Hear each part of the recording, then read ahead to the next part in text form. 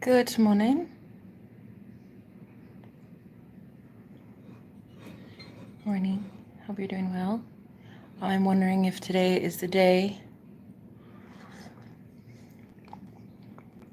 when psychic warfare starts. I think people don't believe me when I say that shit is real. It's real, but it's only real because we allow it to be. And if instead we were to say that like that used to be the past, it probably wouldn't be this bad. if we were like, oh, that was in the past, jealousy and envy and stuff, that can't hit us anymore. It's still technically a reality, but you don't have to tune into it, you know? Just like technically a frequency of lack exists and poverty and fear, and you don't have to tune into it. You see what I'm saying? It's the same with jealousy. It's the same with evil eye.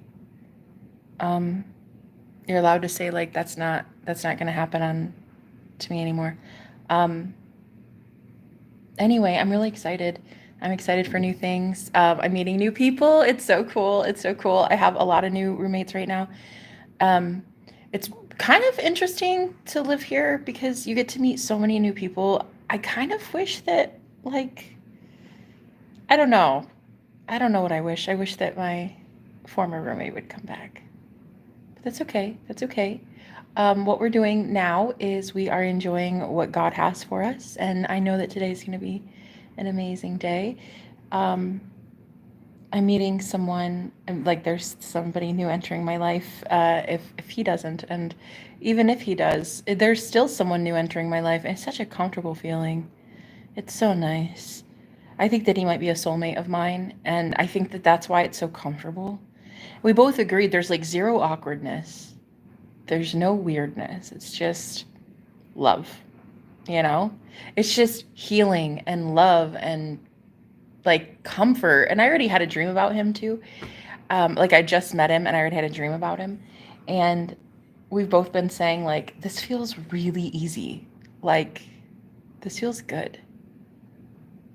I'm having a hard time. Good morning, Moonstar. I'm having a hard time like accepting love. Yesterday I did that live stream about it's difficult for me to accept it.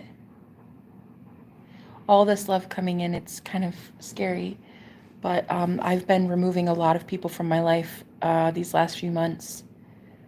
I mean, 2 of my exes in 1 year. Like, and it's only March.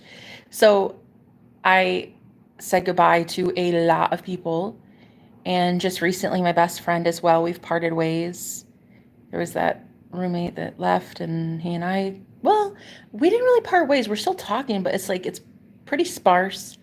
It's pretty like, whatevs. If it works, it works. If it doesn't, it doesn't, kind of thing.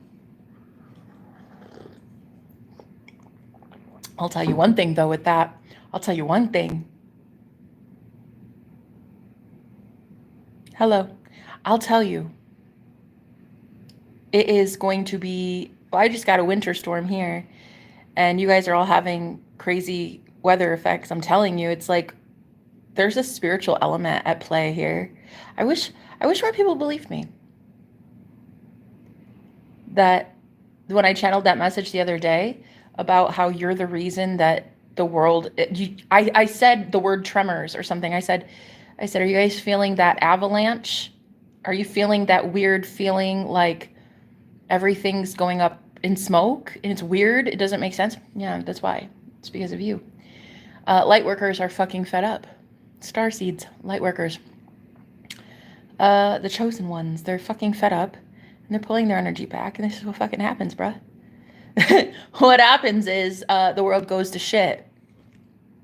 Don't tell us we didn't warn you. We've been watchers on the wall for a minute, honey. We've been prophets for a minute.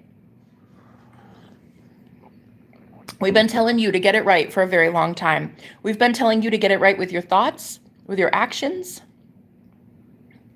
We've been telling you to pull your head out of your bunghole and figure out your life choices. The question is, did you figure out your life choices? Because so many people during weird events like this will run to something for comfort, like whether that be a person or a book or their money. What is going to save your soul in the end times? Is it going to be your money? You might think so, But is it though? Is it really though?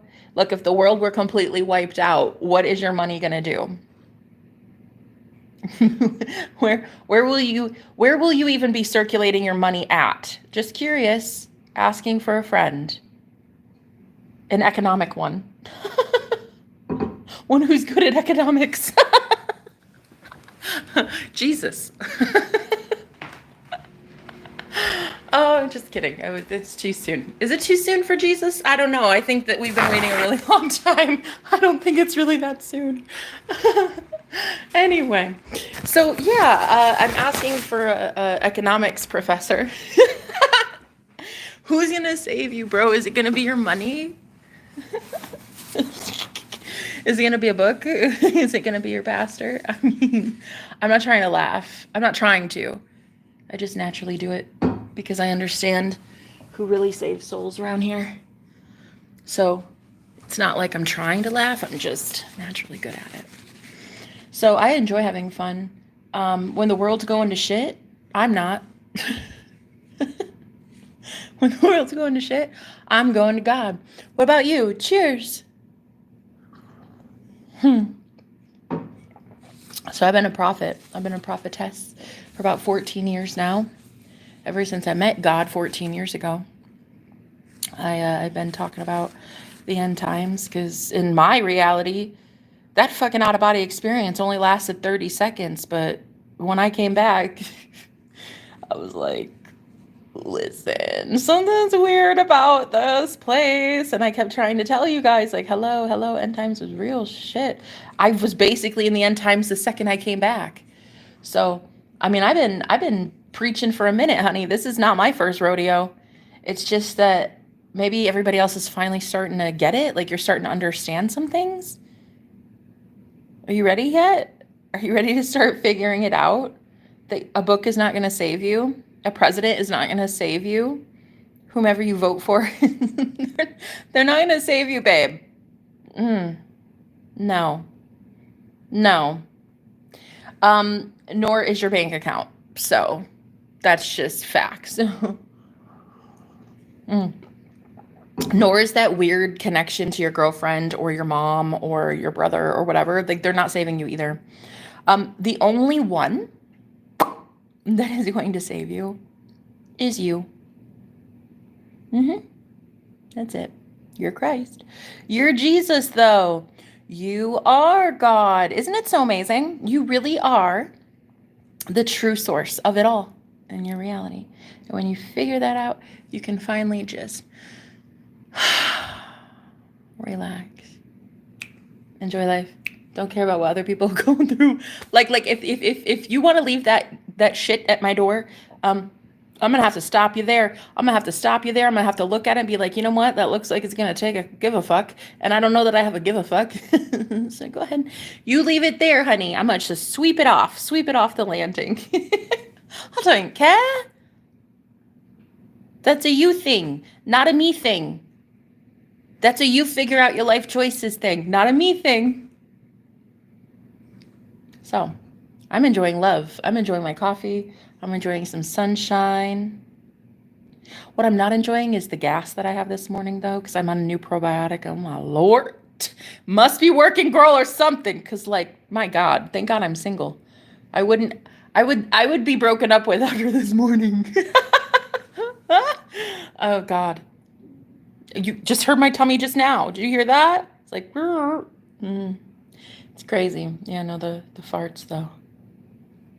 Those are the only things I would say is not heavenly in my life right now. The men coming into my life are pretty heavenly. And also this, like, I keep getting these downloads from Spirit about, like, the keys to the kingdom. The keys to the kingdom are, like, knowledge. I'm getting, like, for me anyway, this is how I see it. The keys to the kingdom of heaven, the knowledge that a lot of us sacrificed for because a lot of us went into hermit mode. A lot of us became hermits. A lot of us became nobodies so that we could have everything. You know, we became absolutely no one and nothing. We became ghosts of the system, basically just dying to self so that one day we could have better. We could have more. We moved on from people who treated us like absolute scum because we knew we deserved more. We maybe didn't know how it was going to happen, when it was going to happen, or if it was going to happen, but we knew that we deserved better. And for those of us who did move on, we finally did what the Holy Spirit was asking of us. Girl, are you ready for it? Like, are you ready for the blessings that are coming in? I'm telling you, they're going to be amazing blessings. But one thing that I do need to talk about are boundaries. Like, when you ask someone to leave you alone and they don't, like, that was proof you needed boundaries. That was proof you needed those boundaries.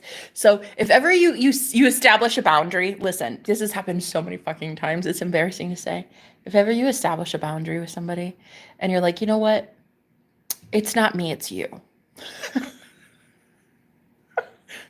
Maybe you don't say that. I don't know. I don't know. Maybe I just say that. Okay, it's fine. Okay, anyway, if we get to a point where you're breaking up in the connection and you're like, you know what, it's not me, it's you. Because it is. Anyway, if you get to that point, and then they literally turn around and gossip about you or stalk you online or talk shit or something, they do something to retaliate in some way. Girl, that was so abso-fucking-lutely proof that you needed boundaries. Like, if when you set a boundary, you are proven right that you need one, and you needed one, I'd say you're winning at life. That's been happening to me lately. I can energetically feel that one of my former friends is gossiping about me. I'm like, bro, thank you for proving the point. Also, if I've asked you, anybody, to not follow me on my channel, please don't. Please don't. Like, this is my livelihood. This is just my own little thing. It's like the one thing I have in this world, this channel, you know, it's this is it. These live streams, this is really truly it. Like, I don't have a house, I don't have a car, I don't have a ton of money. This is the one thing that I have. And if I've asked you ever, please don't watch if I've actually said that, and you would know, because you would have heard it in plain English. If you know that I've said, please don't follow me or watch me or something, can you please just not? Because I don't like that. I don't like being able to, as a psychic, feel people's energy after I've already broken it off with them. Like, clean break, go somewhere. Go somewhere. I really think that is proof positive of why I dumped your ass. Because you cannot respect my boundaries. And you can't respect my boundaries. Why would I want to be friends with you in the first place, though? The lack of respect. Like, go in your own world and do whatever, even gossip. I don't care. Do, like, talk amongst your friends, amongst yourselves. I don't care. But, like, do not show up on my channel after I've asked you not to. If point blank, period, I've asked you not to, please. Because what you don't understand is, as a psychic, I can pick up on energies and I can feel when somebody's watching me and I don't want them in my energy. And so it's like I'm forced to see your name plastered in my forehead and I feel your energy. I see visions of you. It's like, that's how it is. That's how it works when you're a psychic. If somebody shows up on my channel, like, I've had people show up on my channel that I haven't talked to in like a year, and I've been able to see their name, feel their energy, and then shortly, a couple days later, they'll pop up and their name shows up. And it's because I can feel energy. I can feel when people are about to enter my life, and I can feel when people need to leave my life. And it's just like, if you draw boundaries, then you start to see, like, that person never respected that boundary. Like, girl, that was it. That was so needed.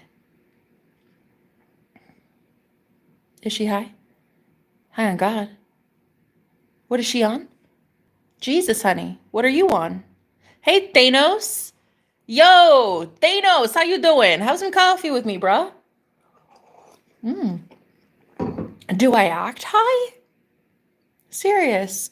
No, this isn't a joke. When you said, is she high? Am I acting it? Wait, guys. I'm sober as can be. I'm really curious. Do I act high?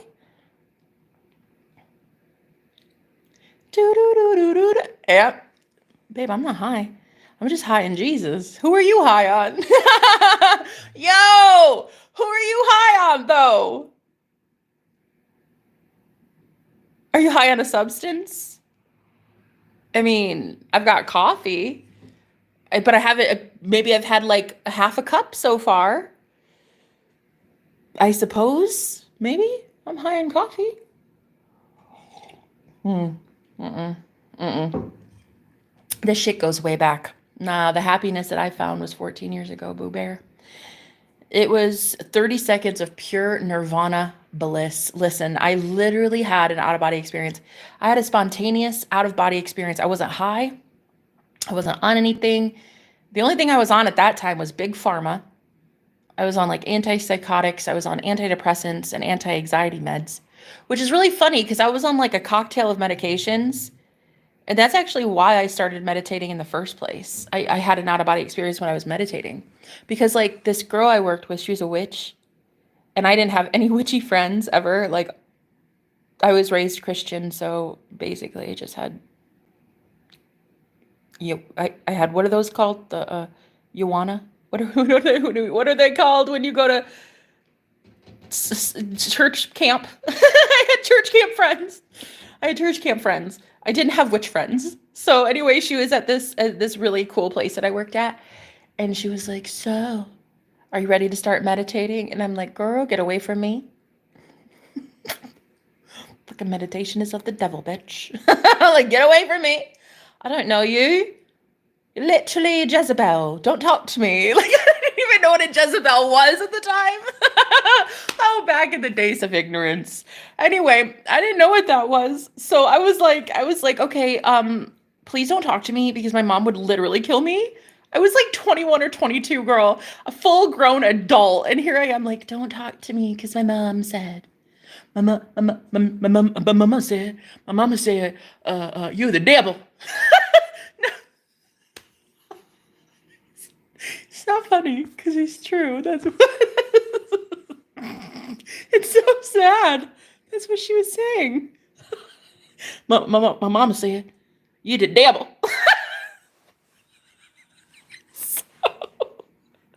So here it was. I was with this girl. It was just she and I working at this company, and it was third shift. And so there was nothing to do but twiddle our thumbs. And so she's sitting here with like her Ouija board, her crystals, her tarot decks. And I'm just sitting there like, girl, I swear to everything, if you are not Satan. So listen, listen. But I was an alcoholic. I was on, I mean, probably 6 to 7 different big pharma meds. Because, cuckoo, and I was cuckoo for Cocoa Puffs back then. I'm still kind of cuckoo for Cocoa Puffs now. I don't take as many medications for it. Anyway, so she was like, listen, I get that you were raised in church and stuff. Totally cute. Love that for you.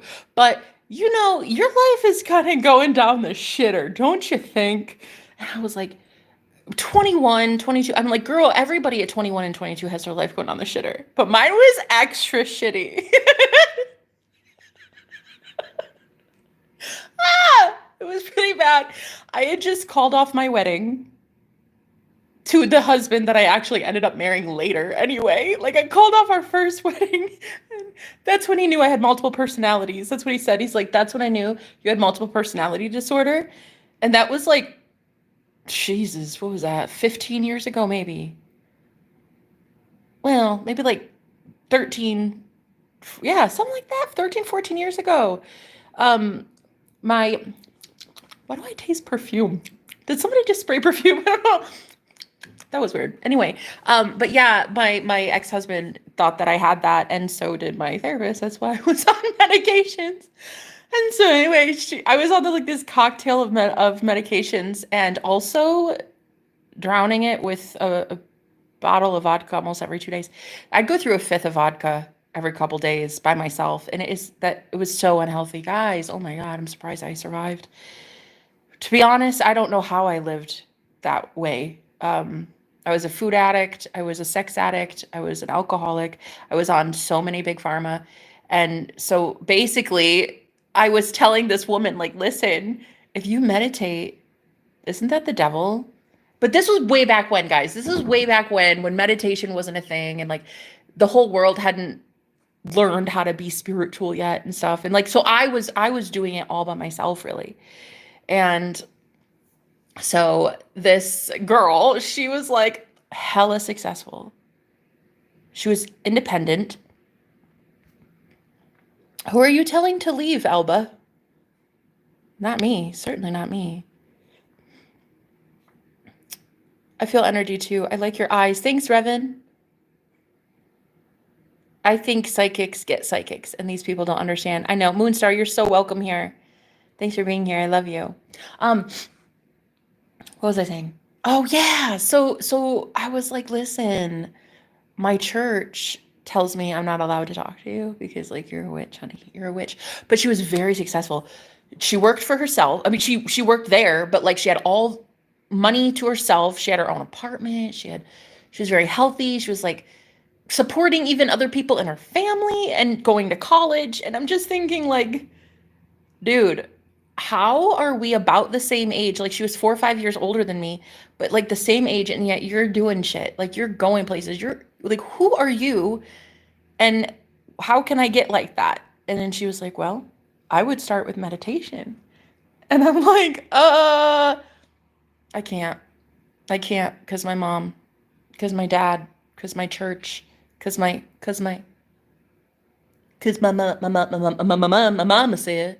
mama said, you the devil.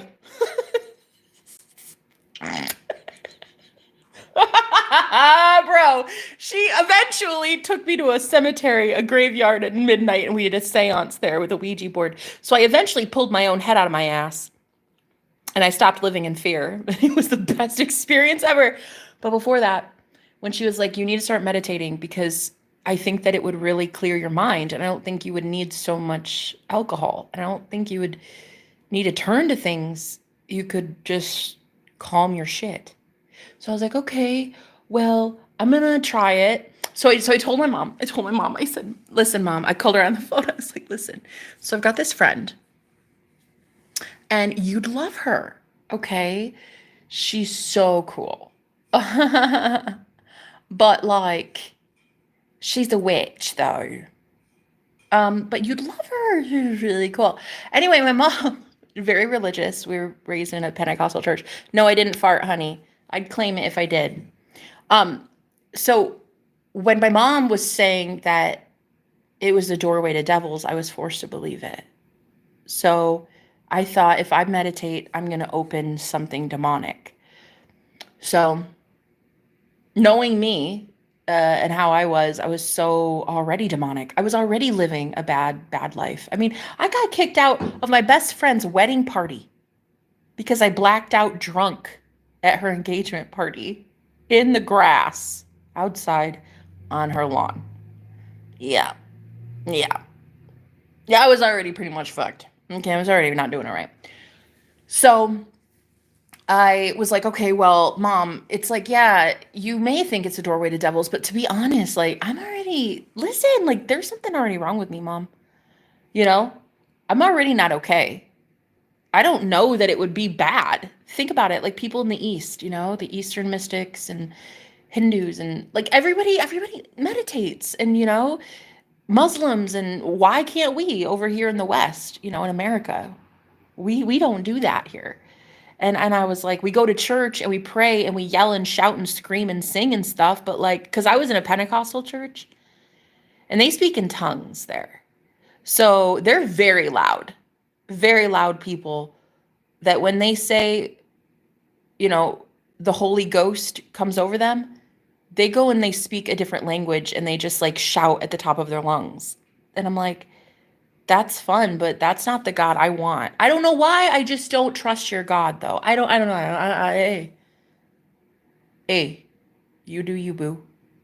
So I was like, okay, Mom, I'm going to do this because I literally have no choice. And there's zero other options because I've already been to therapy. That's why I was on a cocktail of medications. A psychiatrist had already given me a handful of medications to take. I had friends that were really horrible for me. a bottle of alcohol was not serving a purpose. And then also too, I was engaged at the time, and that wasn't actually causing any healing either. Like, no. So I was like, okay, whatever, mom, I don't care. Doorways to devils it is. So I literally meditated 2 times. That's it. And I had an out of body experience. I had a spontaneous out of body experience. I came out of my body for about 30 seconds. I would say about 30 seconds. It's really hard to know the timing because time is not timing. Time is only a 3D construct. Time is only here in the physical flesh. When you're out of your body, time is completely irrelevant. And so anyway, I was out of my body, but I was still in my body, and that I could feel my body, and I knew my body like existed, but I had jumped out of my body. Like, well, I didn't jump out. I kind of lifted out. I kind of just like, boop, just like popped out basically. But it's weird because at first I got stuck. I knew that I was about to leave my body, but then there was this being of light that was hovering over my body and assisted me out of my body. It was the fucking coolest thing in the entire world, bro. It was so awesome. But then, so I got out of my body and I danced with this being of light. Okay, it was pure love. It was love. Oh, it was so beautiful. It was like this big ball of white light. It was about the size of a beach ball, I would say. And I saw that when I was out of my body, that I was a being of light that was like a golden light. Like I was maybe about the size of a volleyball. But yeah, I was a golden light, and this being was like a bright white light, like just pure light, pure white light, bro. And I was like out of my body for about 30 seconds, I would say. About that. And I danced with this being. But when I say dance, it was very telepathic. The communication was telepathic. We didn't have arms or legs. We were just a ball of light. But I could tell where the arms would be. I could tell, like, basically this being telepathically in my mind asked me, do you want to dance with me? And I'm trying not to get too far into the story because I'm about to freaking cry, because that was the most beautiful thing that had ever happened to me in my entire life. And I don't even want to go into it because I'll just lose my shit, because I haven't talked about this in a very long time. But anyway, telepathically it asked me, do you want to dance? And it grabbed me. Well, it didn't grab me, it gently took me by the hand. And then we did this whirling dervish, this circling dance out of my body while I was out of my body. And it was beautiful. It was so beautiful. It was such pure unconditional love. It looked like two flashlights just circling and circling and circling, and like a tornado of light is what it looked like. And it was incredible. It was pure unconditional love. I started crying when we were circling like that. I literally could feel my body on the bed, because I was just laying flat on my bed listening to some meditation music on my phone, and I could feel my tears just streaming down either side of my face. And because I could feel my body, but I knew I was out of my body. I was in both places at once. It was really hella fucking cool, actually. But yeah, anyway, so this took place, this experience, and then it was so beautiful that I started crying. And then after that happened, I was like changed forever. That's when I knew God. That's when I knew love. But see, I was the first person to go through an awakening. Like, I was the first person to know about that stuff in my entire family. I remember I called my friend and I said, listen, bitch, what did you just teach me to do? Because I am scared. I'm terrified, because I need to know what just happened to me. Because I think you jinxed me. I think something went wrong. I mean, yes, I met God, but that's like scary, because I was all by myself. And so she's like, well, come tomorrow to the bistro. We were going to this little bistro, little cafe thing. So I go at noon, and she's sipping this huge ass margarita at noon. How can I help you? She says, as the fucking tarot reader that she is. What happened? Mystical experience. I'm like, listen, bitch, I need you to fix this. So it went wrong, girl. Something went wrong. Dangerously wrong. And you told me to meditate. You didn't tell me that you can have fucking out-of-body experiences. At first, guys, there was no book on this. There was nothing in my life to teach me about this shit. I had no idea what had just happened to me. I knew that old people, when they were dying and they were on their deathbed, I knew that they could have experiences like that. But I didn't know healthy people could have experiences like that just like randomly. This was, guys, this was 14 years ago. This was before my spiritual, like this was before I met anybody spiritual. This was before meditation was a thing. This was like primitive shit that I had to go deal with on my own. I had to be the only one in my friend group, in my family group. I had to be the only person going through that awakening. And it was terrifying. And she was just like, how can I help you, bitch? And I'm like, girl, something went wrong. You need to fix this. And you need to do it now. Put this back in the, do something. Do something. She was the only spiritual person I knew. And so she goes, I'll never fucking forget it. She's just like, another one, please. Oh, honey, I can't help you. She goes, I can't help you, my love. No. I've meditated for 10 years. And I've never experienced anything like that. She was such a bad bitch. Oh, I loved that woman. Anyway, so yeah, she had no idea how to help me. And that was the beginning of the end. That was the beginning of the end days for me. That was the start of something magical, mystical, and fucking terrifying. And I had no friends. I had no one to go through it with. I lost hundreds, you guys. I'm talking hundreds of people. Hundreds. In 14 years, I've lost hundreds of people. Outgrown them, had to move on. I've learned how to cord cut. I've learned how to clear my energy from people. Hundreds and hundreds of people. And my family, my friends, like I don't talk to anybody in my family. I don't even extended family, immediate family, nobody. I divorced that guy, so, you know, I've been in a lot of romantic relationships since then that are very spiritual, very spiritually inclined men, and even I outgrew them. So I'm single right now, very much single as a Pringle, enjoying the single life, which is kind of nice. I had to leave behind 2 exes this year, which is pretty tough. One, after we ended our romantic connection, we were still friends.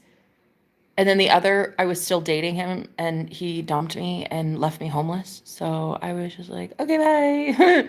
Okay, see you never. So I was abandoned by both of them. And then I just decided this year to just say, fuck them both. Yeah. Fuck off. Both of you.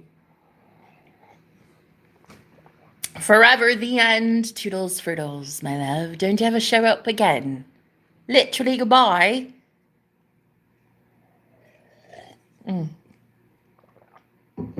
Yeah, so that was 14 years ago. I went through that experience, and I was the first one in my family, in my friend group, in the cult that I was raised in, which Pentecostalism, listen. I'm gonna be really controversial right now. When am I not? When am I not controversial, bitch? That's the real question. Anyway, I'm gonna be really controversial. I'm gonna tell you that Pentecostalism is a fucking cult. Christianity is a fucking cult. I'm going to say it. Islam is a fucking cult. Catholicism is a fucking cult. Okay? I'm going to just tell you right now as it is. Lots of people like me, 100% already know it. You're about to learn it. The whole world's about to learn it. It's a fucking cult, bro. So anyway, my Pentecostal days, yeah. It's like they would run around the church with flags and they'd scream in this other language that nobody understood, and everybody was like having demons cast out of them and people like pushing your head back and like convulsing and foaming at the mouth kind of shit that you see in the movies. That's basically what that church is about.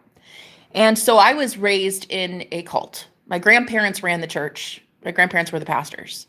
So I was there, I mean, maybe my whole childhood, I would say on average 3 to 5 times a week. I was in all the plays. I was in the choir. I was the oldest in the youth group, so there was always like this responsibility that I had to teach others the same brainwashed delusions that I was having to learn.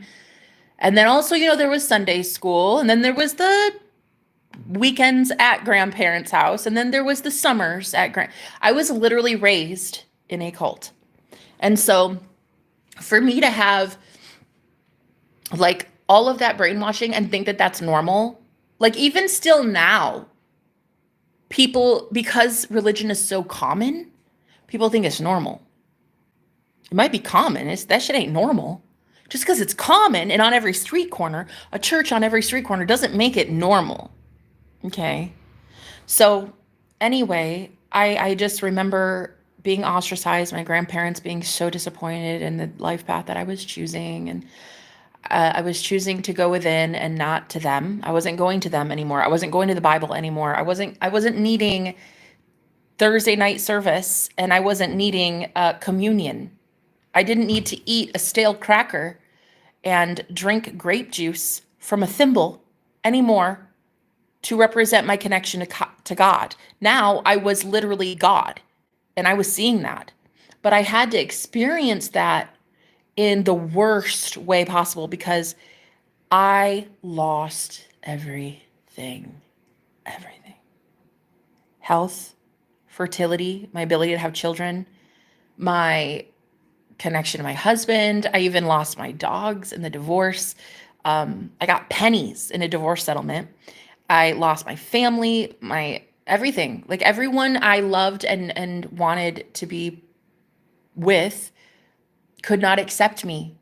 There was some big changes going on, and I had just seen love. I had just seen otherworldly love by a divine force that is so pure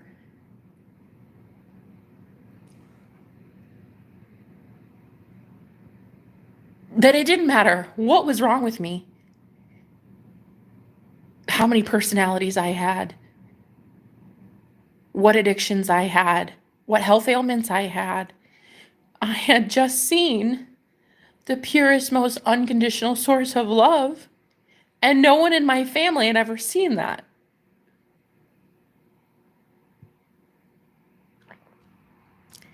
None of us had known what love was. None of us had seen it. None of us knew what God was, really. Everybody kept at church, they would yell, they would scream, and they would like run around the church like yelling, and tambourines everywhere and flags and trombones and everybody just yelling, and I'm like, that's not a God I want to serve. I don't understand why he's so loud. Because I would sit there in the pew and I would be listening to the hymn song, and I would be crying. And I would have my eyes closed and I would just see light. Like when I think of God, I saw God as light. I would close my eyes and I would just see beautiful light. And like every time I would be in the pew just sitting there quietly meditating, everybody else would be screaming and shouting in the church, and I'm just like, I don't serve your God.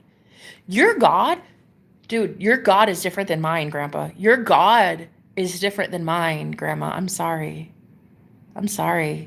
And this is when, like at 16, I left the church because I was basically excommunicated.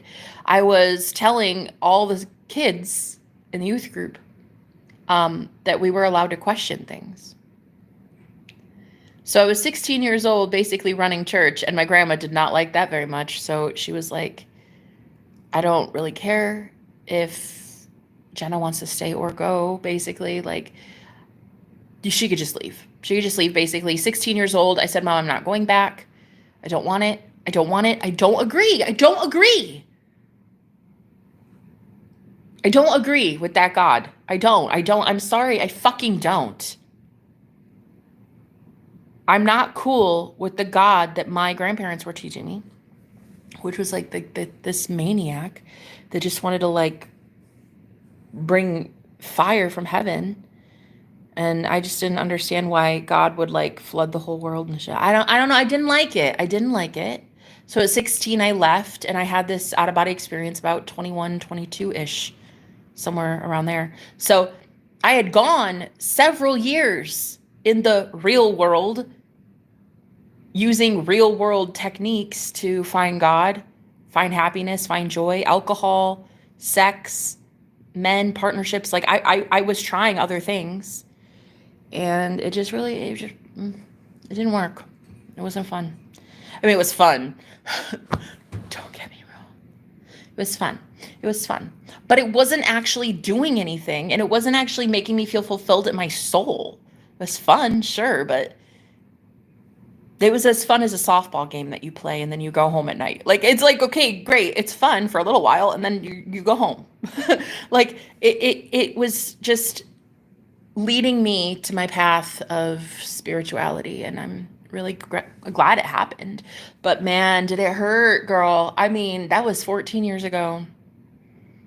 And I've lost hundreds of people. That's why I think some people, when I say like, oh yeah, I stopped talking to my best friend yesterday and we broke it off. I think people look at my life and they're like, how can you just say that? How can you just be like, oh, like it didn't even matter? Because I realize love is love and it's eternal and it doesn't matter. A physical connection doesn't matter. There is so much more going on beyond the physical body.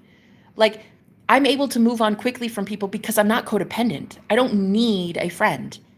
I need God. I need me. I don't need a man. I need God. I need the universe to love me. I need the Holy Spirit to love me. Not a man, not a woman, not a politician, not a pastor, not a book. No, I need the internal source within. So this is why some people are like, wow, you just got over that person so fucking fast. Like you never even loved them. Trust me, babe. That's not the case. It's not that I never loved you. It's that I love me more.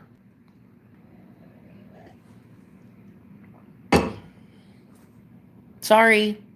I love me more than being in a connection that is ever lukewarm, mediocre, just barely getting by. Like, I don't want that. I don't want that. I want passion. I want spark. I want someone as in love with God as I am. And if you're not as in love with God as I am, then we can't be friends, or I can't date you, or whatever, you know? It doesn't matter, but I want people in my life that are in love with God, you know? And I think also too, I've been realizing like one of my biggest gifts right now is spiritual protection, and that I teach a lot of my clients how to be spiritually protected. How to consistently every single day show up for yourself and energetically get people right the fuck up off you, girl. Get them out of your energy. Bye. Bye. We don't do codependency here. We don't do codependency. If you're codependent and you're clinging on my energy, I will boot you the fuck out of my energy so fast it'd make your head spin. I'm not allowed to be codependent on any person, place, or thing, so you're not allowed to be codependent on me. This is my energy source. I'm a walking Tylenol. I know that my energy is very healing, and it's very beautiful, and it's very addicting, and it is not for everybody. When you realize that you are God, you're the source of all things in your reality, you are the reason that you're manifesting good things and bad things. That's when you really start to care more about your inner circle. You care more about who you're hanging out with. You care more about your vibe, attracts your tribe. You don't care any longer if you have to break a few eggs to make an omelet. I'm not here for just everyone. I don't care if I've been friends with somebody for 10 years. If you are not showing up the way that you need to be showing up for me, yourself, and God, then that is it. That's it. End of story. The end. Finito. I will literally I will end it. I will be the bad guy and I will end that shit, and I will end it so fast that you will literally be believing that I never loved you. And that's a you thing. That's a you thing. That's a time for you to sit down and figure out, is that really the truth, or is that a lie you're telling yourself? Because boundaries are very healthy. And when you set them, and they're very quick, for me, I'm an Aries and I'm an Aquarius rising. So girl, when I walk away, you're gonna think I forgot your name. And I probably did. But no, when I'm done, I'm done. I mean, like overnight. And a lot of people, this is normally when they will retaliate and be like, oh man, that bitch never loved me. So you're going to have to really think about it. You're going to have to really think like, did I love you? Or is the devil telling you lies now? You know?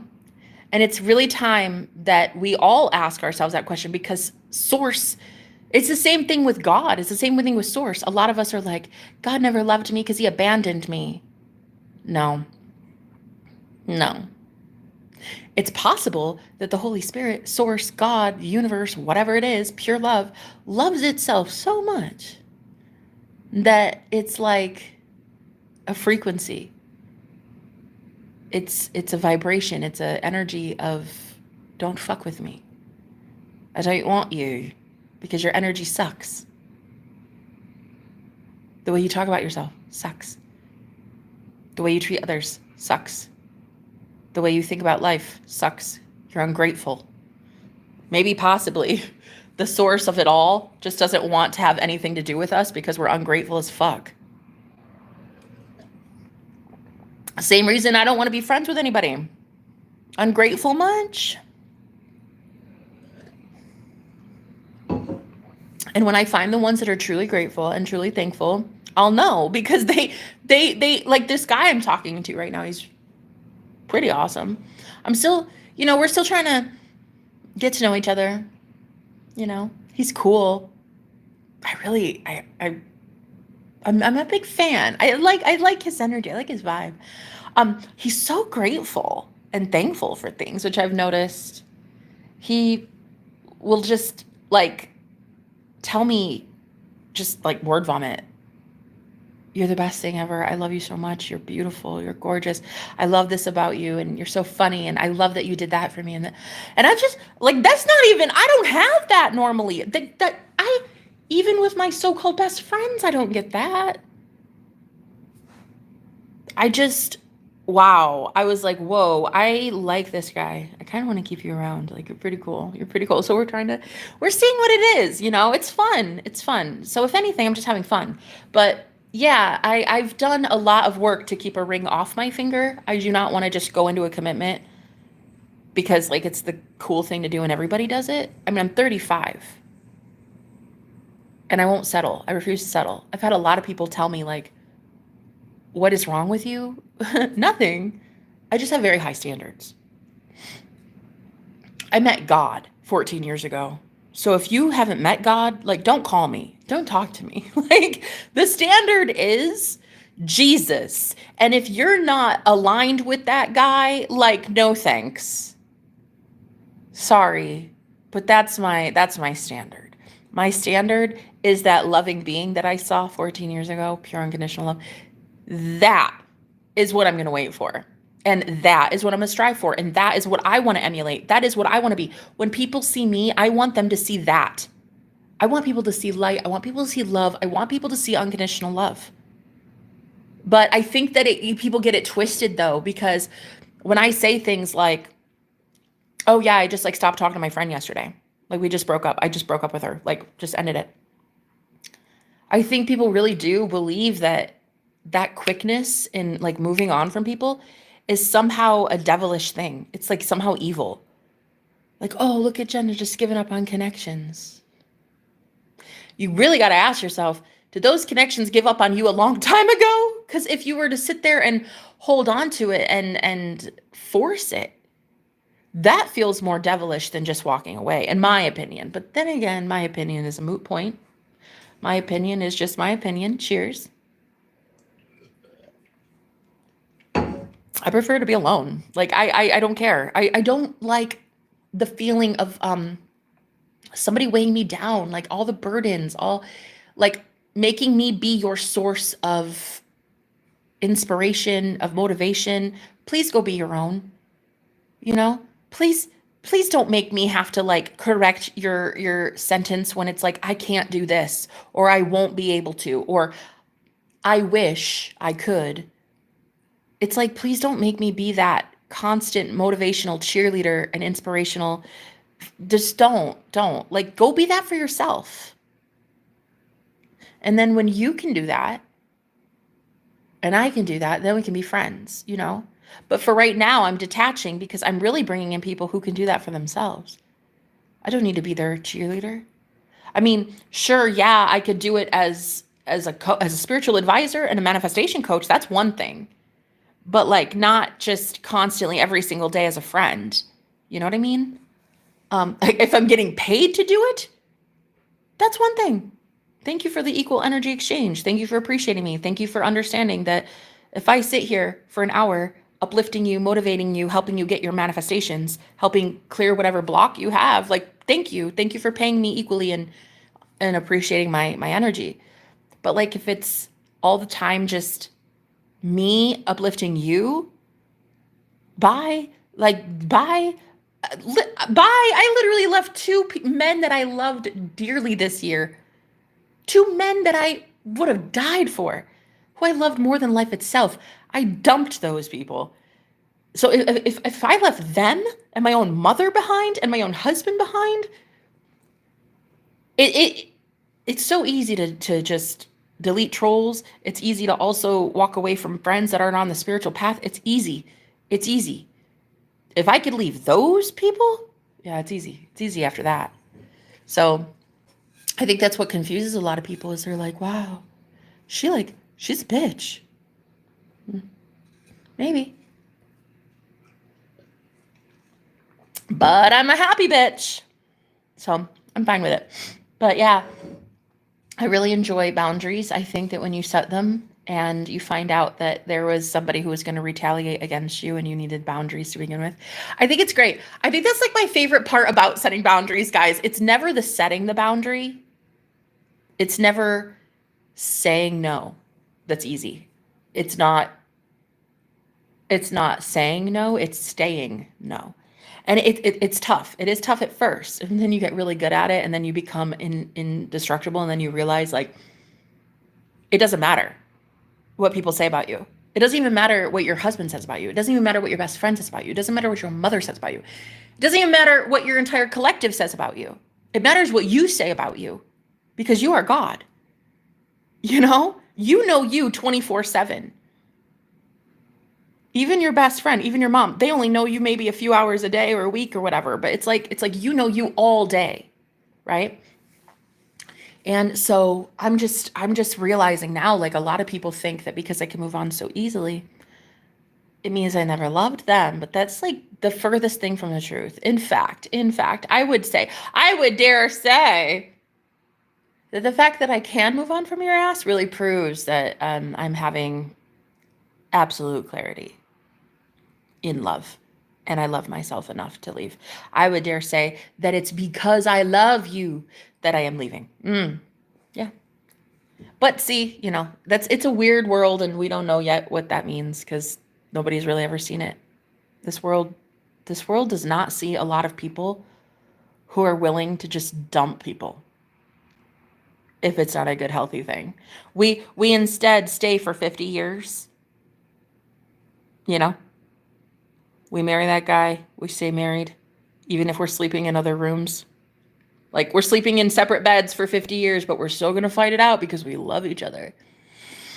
Nope, not this girl. Girl, if it is not wild and passion and you live one time, you live once. And if it is that, I do not want it. Sorry. That's going to be a no from me. And that's going to be if you think that I don't love you because I'm breaking up with your ass because that's the lifestyle that you think that we should be having, no. I don't care. I'm cool with it. Go ahead and tell everybody that I'm the fucking devil. Please do so. Because I refuse. I refuse to be in a complacent, comfortable relationship like that. Bye. No, I said good day, sir. Call me the devil, bitch. Call me the devil. Listen, Lilith had the same problem. I'm in good company. You know if you know. And if you don't know, that's fine. You can Google Lilith or you don't have to. I don't care. But the point is, I think that people, when they see me move on so quickly from people, they're like, really, Jenna? You never loved me. You never loved me. Right. Okay, bye. I don't care. You'll learn one day that I loved you so much that I left. That I loved me so much that I left. That I loved the collective so much that I left. That I loved my future life purpose so much that I left. That I loved my future husband so much that I left. That I loved my new best friend so much that I left. Like you will learn. And it's fine because people will have to learn in their own time. Love Lilith. Ashley and I love you, and Lilith loves you, honey. Lilith is my daddy. That's awesome. I'm back. Hi. Ooh, Flame. How you doing? How you doing? I just love Ashley in here. It's so great. Stop lying. You have not met God. Okay. You've only felt God once? No. Honey, I feel God right now. I feel God a lot, very often. You just said Christianity is a cult. Exactly, precisely. Why are you falling in love with a guy? You're way too old.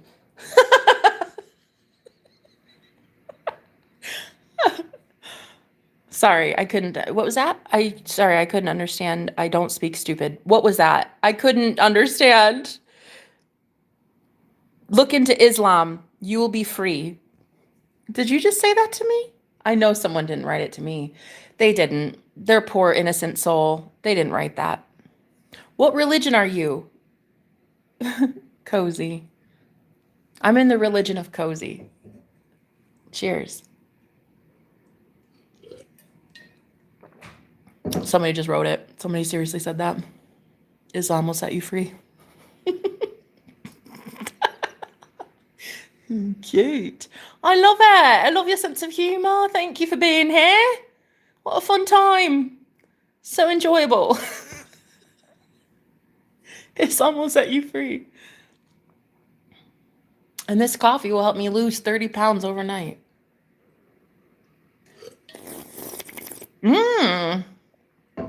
Anyway, for real though, what religion am I? I'm literally the religion of love. I'm the religion of Jenna. Hi, you don't know me yet. It's cool. The one thing I'm not is a cult leader. Listen, because I've been in 3 cults.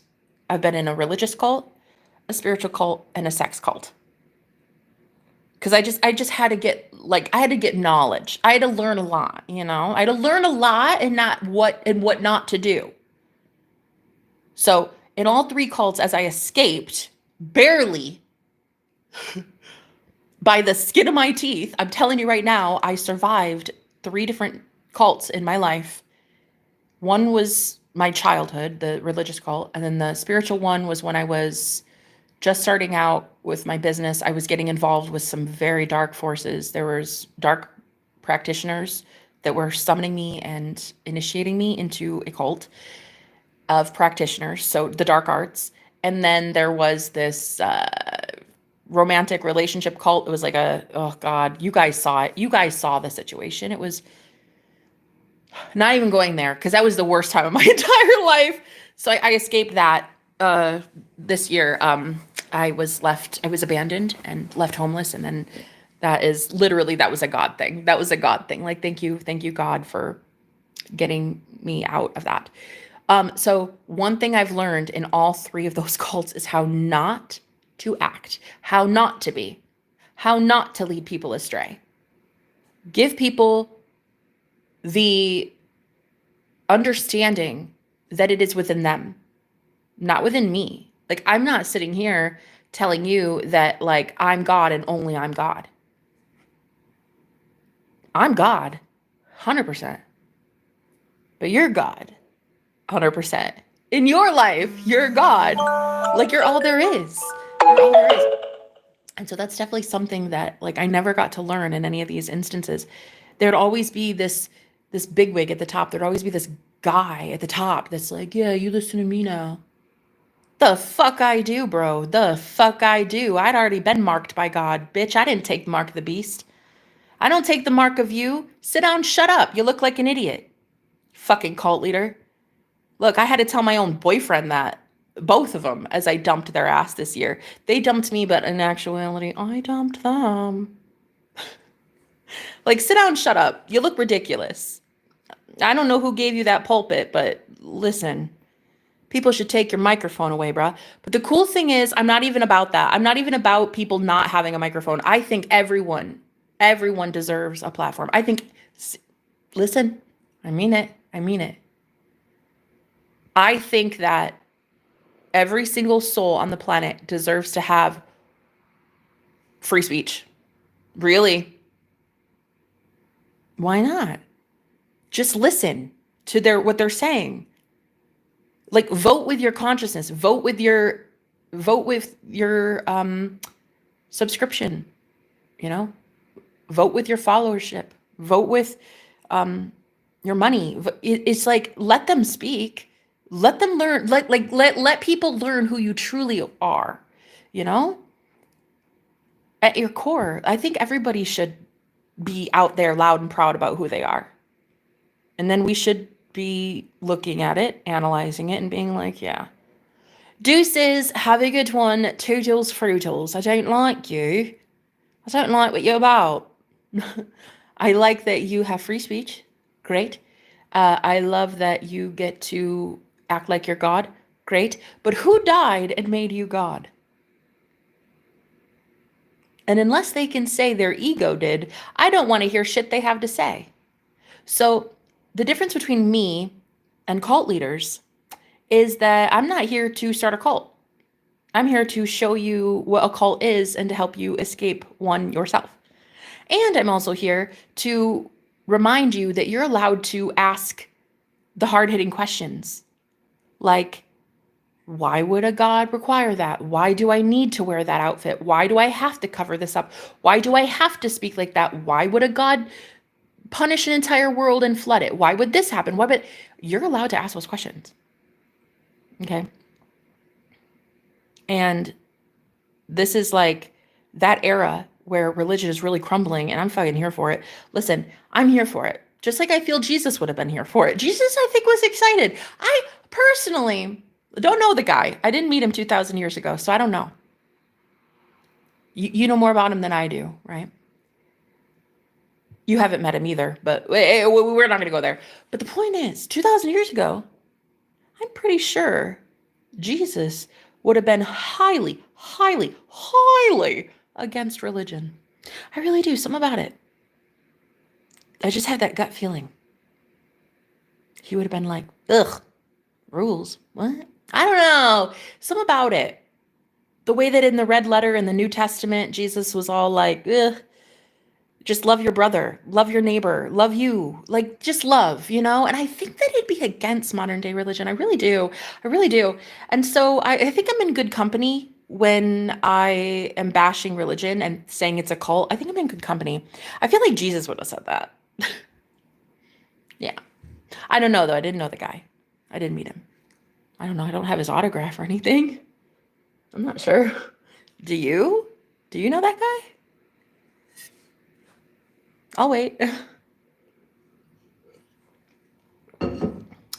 Anyway, so I feel like if he hated religion, I feel like I think he would have hated religion. I mean, he didn't like when they were money handlers, right? And he like flipped tables and shit. I can't remember the story exactly, but I know Jesus was flipping tables because he was like pissed off that they were using his father's temple as like money handlers, money changers, something. I can't remember the story, but he was pissed. So, I mean, hey, like, do you know who didn't have a Bible? Well, I'm going to tell you something. Sit down for this one. Sit down right now. Sit down. Guess what? Jesus didn't have a Bible. Oh my God, I know what you're thinking. Blasphemy. But he didn't. He didn't have a Bible, bro. Jesus did not have a Bible. I want you to put that in your book and read it. Yeah? He didn't have a Bible. So, he had a donkey. Some really cool friends, 12 friends that were honestly pretty epic, in my opinion. But like overall, he didn't have a book, guys. Okay? Why don't you pull your head out of a book and go find God? You ever try that? Ooh, sit down, go somewhere. Go somewhere. Bless your heart. You too, Lord. Thanks for being here. Your accent is so good. You sound like Adele. Oh my God. Thank you so much, girl. Now, if only I could sing like that and then still sound like Adele, yeah? She is One of my favorites. Patrick, get out. Get out. What do you mean? Get out of what? My own live stream? Ah, honey, I'm busy. What are you doing? What are you talking about? Get out where? Get out of what? I'm like, what do you mean? I don't want to get out. I want to get it in. Oh my God. Listen, there's something about like all my romantic situations that I'm having lately. I've been realizing that I can manifest out of thin air beautiful, gorgeous, divine masculines. And I manifest out of thin air.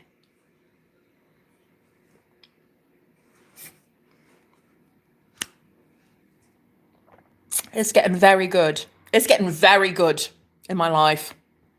It's like money is coming to me so quickly and easily.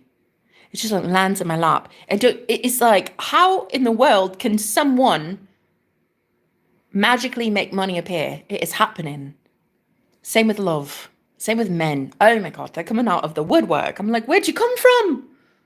Where'd you come from, love? And he's like, I came from heaven. I came from the stars. I came to land right in your heart. I've got 3 on the hook. 3. They're all beautiful in their own way. One is very spiritual. He's a Reiki practitioner. It's honestly one of the coolest things ever is being able to talk to a man about chakras. That shit is wild. Anyway, he's very cool. Very independent. He's single, very single. Totally fun. He was one of my roommates, and he's just he's so fucking fun. He's so fun. He wants to take me to karaoke Saturday. I don't know. We'll see. There's a snowstorm, so I'm not sure if we're gonna go, but he is pretty awesome. There's not like that chemistry, but he is awesome. I think that there could be chemistry if I like if I worked at it, maybe. I don't know. It's not like I want to rip his clothes off kind of thing. It's more like, well, you're cool, and we could read very cool books together. So I'm not sure where we're going with that one. But then there's this other guy who I just recently met. He is an enigma. I can't quite figure him out. There's like this bad boy edge to him, and I know it's there, and I'm about to start diving deeper in that, and I'm gonna figure it out. There's like a little twinge of bad boy. Very honest. This guy's very honest, very forthcoming. Would tell me anything. Like if I asked a point blank question, he would give me the answer. Like he's not the type to beat around the bush, which is cool, because the third guy, he is the type to beat around. He's the type to like not tell me stuff to keep my safety, because literally he is a bad boy. What you gonna do? What you gonna do when they come for you? Kind of thing. Yeah, that was a real bad boy. So like, listen, it's like there's like cold, super hot, and then like the middle is like it's like a perfect kind of blend of both, you know. So anyway, I'm kind of right now we're just gonna see. It'll be fun. It's fun. All I can say is it's fun, and it's cool because I'm manifesting new clients as well. And these clients are so excited. They are so fucking excited to win at life. They're like, Jenna, tell me where my blockage is and tell me how to manifest differently. That's it. Boom. Boom. They get their instant manifestations. Why not? We're all supposed to be doing that. We all instantly manifest. Every last person on the planet instantly manifests. Every last one of us. Now, I know what you might be thinking. That's bullshit, because I don't see it in my 3D physical world the second I say it. But when it comes manifestation, your imagination is reality. So if you're imagining something, you have it right then. You have it the second you imagine it. You have it the second you claim it. You have it when you see it. And so yeah, my clients get their manifestations instantaneously. I affirm that they always get their manifestations within seconds. Boom.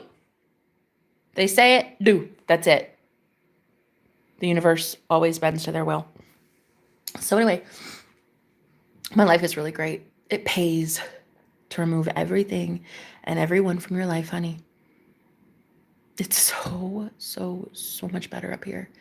Ascend, ascend. The first stage is awakening. And when you awaken to the fact that you are God, that is the hard part. That is the dark night of the soul. But then stage 2, phase 2 is ascension, rising up and not letting anybody have your time, your energy, unless you give it away. Do not let anybody steal from you. Don't let them siphon your energy. It doesn't matter if a billion, million, cajillion people are gossiping about you. You know who you are. It doesn't have to touch you. It doesn't have to phase you in the slightest. Okay? People should get angry at you. People should be mad at you. Honey, if you're doing it right, if you're doing it right, they are going to be mad at you. this is what I tell people. Listen, I say, you don't even get to claim that you work for God until you've been called the devil. like you can't even tell me you work for Christ unless you've been called the devil. Like that, I mean, yeah, you need to be out there doing something that's so concerning to most that people call you the devil, and then that is when I'll know you work for God. Do you know what I mean? Do you know what I mean? Can you manifest for other people? Is it like praying? Oh yeah, you can manifest. Honey, in my opinion, Ashley, you have a responsibility. As a creator of your own reality and the people in it, you have a responsibility, Ash.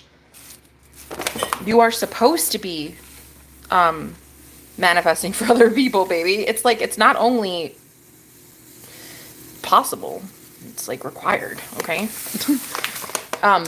You basically just, whatever it is, like say, you know, somebody in your life, they want a new job or something. You just, it's so easy, guys. You literally just go in your imagination. You say they have a new job. You hear that person saying, wow, I got a new job. I'm so excited. I healed that ailment. It's so crazy. I went to the doctor and they said it was all taken care of. Like, yes, you're supposed to manifest for other people. I would dare say it's your responsibility, Ash. It's your job, my love. It's your job as God of your reality. This is your own quantum bubble. This is your this is your own reality. You're supposed to be doing that. You're God, bae. Like, if you don't manifest for them, who is? Who is going to? Oh, hello. I don't have a religion. You're amazing. R2? You are too. Your name's R2. Come on. That shit's fun. You are too. That's amazing. You are too.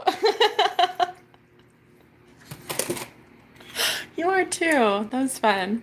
Thank you. Thank you guys for being here. Yeah, I'm just having a like a fun time. Just, what state are you in? I'm in the state of bliss and happiness right now, Ashley. What state are you in? Are you English or American? Hi, Thomas. I'm actually American, very much so. I just sometimes speak with like a British accent and people are like, what the actual? Where'd that come from? What the fuck? Like, what do you mean? What do you get that British accent? I don't know. I've never been across the pond. I've never actually been anywhere. I don't know. I just got this accent like overnight and I use it. It's like a nice little party favor. And do you know what? You would not believe me if I told you. The guy that I'm talking to, he lives in Iowa, just like me. He literally talks in this accent. Like, just to please me. He'll like call me on the phone, be like, blimey, how you doing? How you doing, love? He'll talk to me just like this because I talk to me like this. And he likes me and wants to please me. And that's what he does. He calls me with a British accent. And it doesn't make sense. I don't know, because we're both from Iowa. We've never been across the pond. I don't know. But then, would you believe me if I told you I talk like this and I manifested an Englishman in my life? There's a new man entering my life and he's English. He has an accent that, oh my God, I fucking melt. Hunty, listen to me. It is literally wild. You cannot believe what has happened to me in the last 48 hours. I mean, I don't want to toot my own horn, but perhaps I do like tooting my own horn. I like tooting it quite a bit. Anyway, this guy, he's from England. And his accent is like fucking melting me. And I'm just like, can you move here to the States, please? Because I fucking want you right here, right now, in my kitchen. With your English accent. Oh, please come over here. Thank you. So actually I have two men, one very much American. Loves to give me this accent back because he just loves pleasing me. And then the second man, naturally has an accent. Oh, guys, it's literally, I swear to God I get eargasms. Literally, he calls me on the phone and we video call and it is like, please fucking marry me right now. I'll do anything. I want your English babies. Oh, it's so fucking lovely. I love my life. I really fucking do. I'm getting it right. I know it. I know that I've cracked the code. I have figured life out. I know it. I know it. I know how to hack the matrix and to make it my bitch. I figured it out. So, yeah, I have two. Well, and then that third guy, he doesn't have an accent. No, he's quite boring like that. He doesn't do that for me. He wants to take me out though on Saturday. Well, he's not actually that boring. He's actually pretty fun.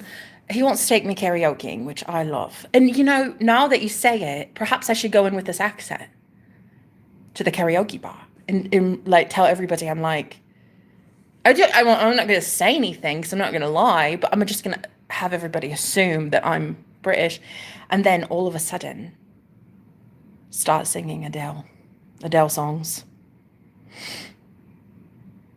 And they're going to think that I'm related to her. So I'm going to sing Alanis Morissette, but like with an Adele accent. I love it. So anyway, he's claiming he's going to take me on a date on Saturday. I don't know. What's really fucking cool though is that he's friends with guy number 2. They're actually friends. So he wants to pick him up and go karaoke. So both men that I'm interested in, it'll be the same date. Me and 2 very hot men. Can you believe it? I fucking figured it out. I figured out life. I've cracked the code, bitch. I've cracked the code.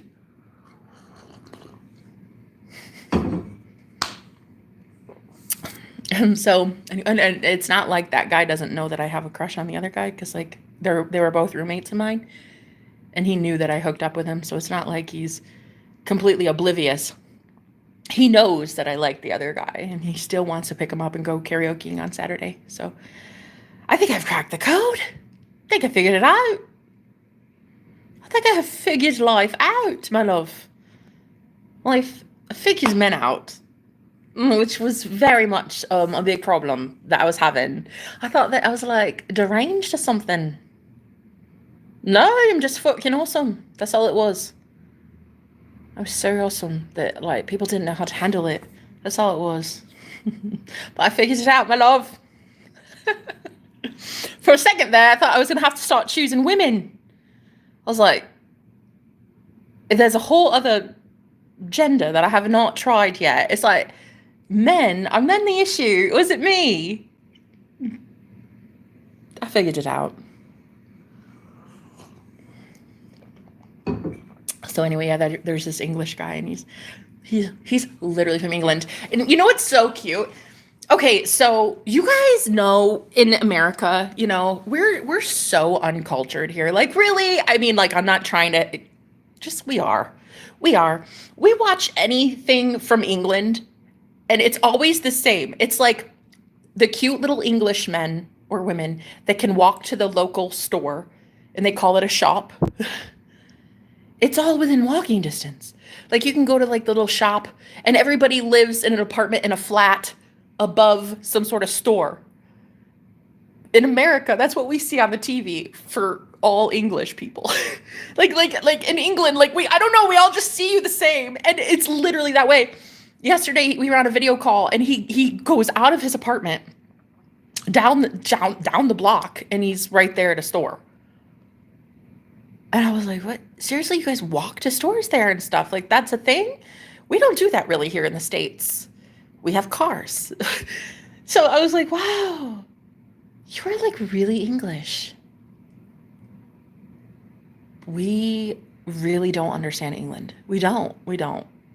You guys get to understand the United States because, well, we're basically the world's bully. So everybody's forced to know about us because of Hollyweird and the news. Everybody knows about us. But like we don't really get to know that much about England, you know? And I like it. I think it's very cool. He just like walks out of his place and goes to the store and then like just goes back. And I'm just like, okay, that's adorable. So cute. That's not normal here. We don't do that. I don't know. We just don't. We're not cool like that. So anyway, yeah, he's this English man with an English accent. It's like, oh my God, the way his voice just in my ear. I can't take it. I cannot take it. It's...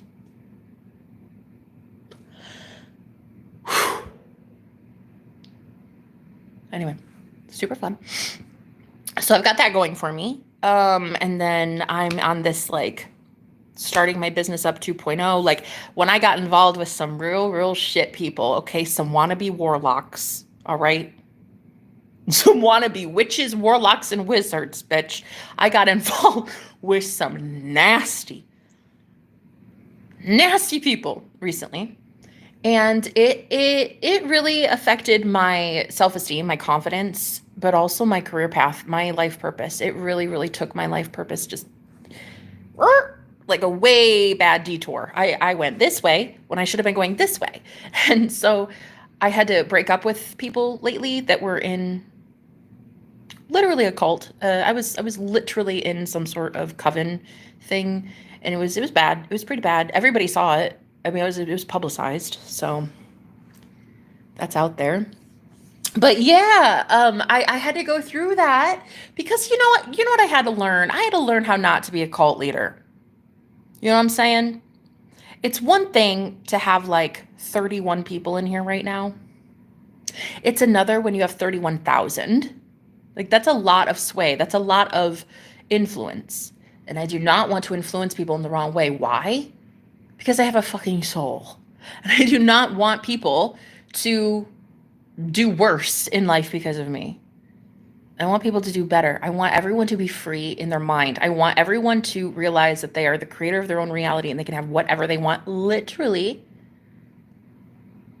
Girl, do you know at one time, one of my ex-boyfriends, I found out I was polyamorous, which means I can be in love with more than one man at a time, right? Okay, so anyway, I figured that out while I was in a relationship with him, that I was able to be in love with more than one man. Well, he got so scared that he called the polyamorous word the P word.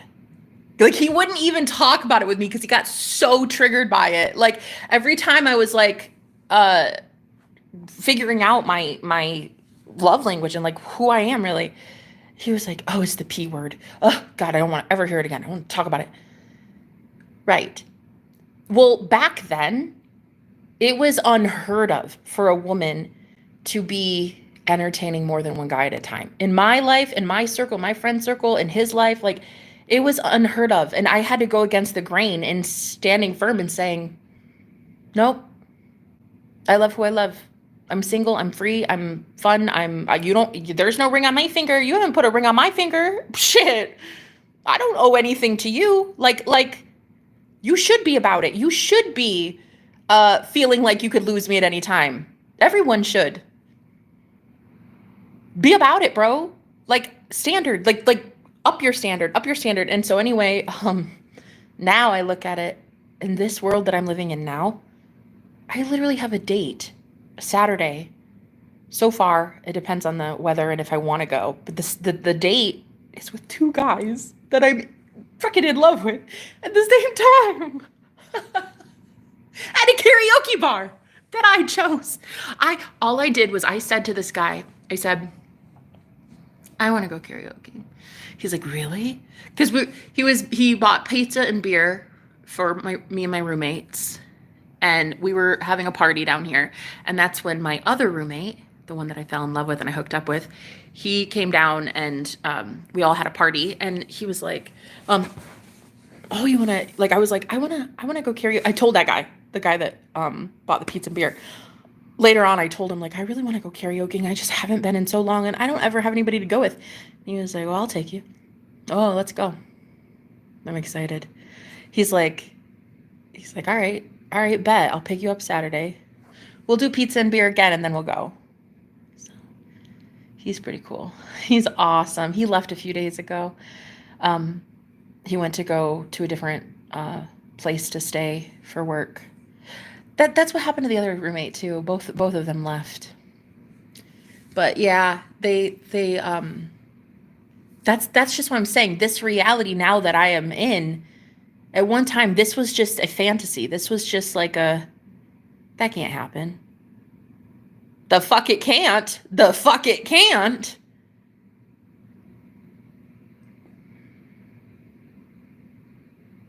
Girl, another thing. Another way that I broke the mold and I started paving a new world for myself. Before Netflix was all about this witch content, there was all these witchy shows on Netflix. I was a witch, but I was like trying to manifest more witches into my life, more very spiritual women.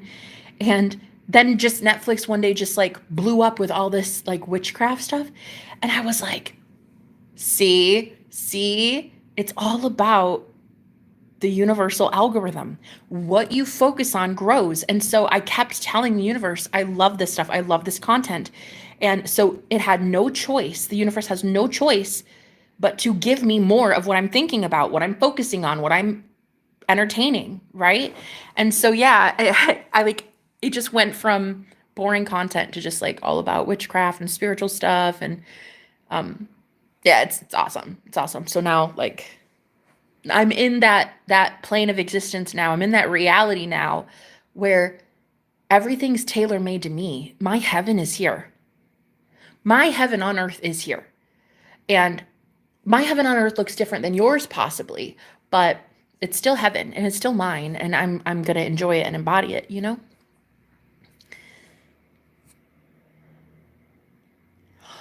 Oh, Vicky, bless your heart. What's your karaoke song? Oh my God, I'm dead. They'd be shook. Girl, if I came in like that with the accent, like, how you doing? How you doing, love? Can I please sing a song? I'd love to sing some Adele. Thank you. Thank you. Oh, I'd sing Set Fire to the Rain. Set fire to the rain. That one. No, or the what the what is it? The Rolling Stones song? Wait, no. What is it? I don't know. Her other song, the Rolling Stones. I don't know. I would sing an Adele song though. If I go, which there was a snowstorm, so I'm not sure I'm creator of my own reality. So if I want to go, I'll go. But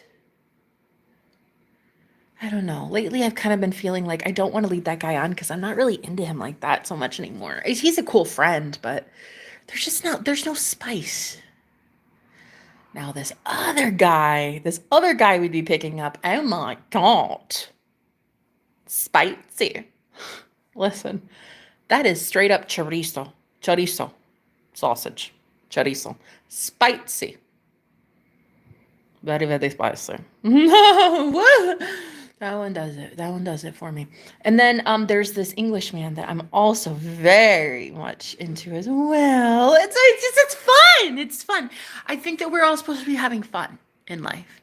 And I don't see why not. I mean, why not? You should be enjoying things. And for me, it's enjoying men. Wait, why not? There's no ring on my finger.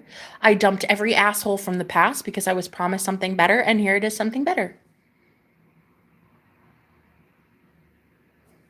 'Cause I set fire to the rain. This is so crazy. You've been trying to get my husband a stable job. Gonna try manifesting. Oh, babe.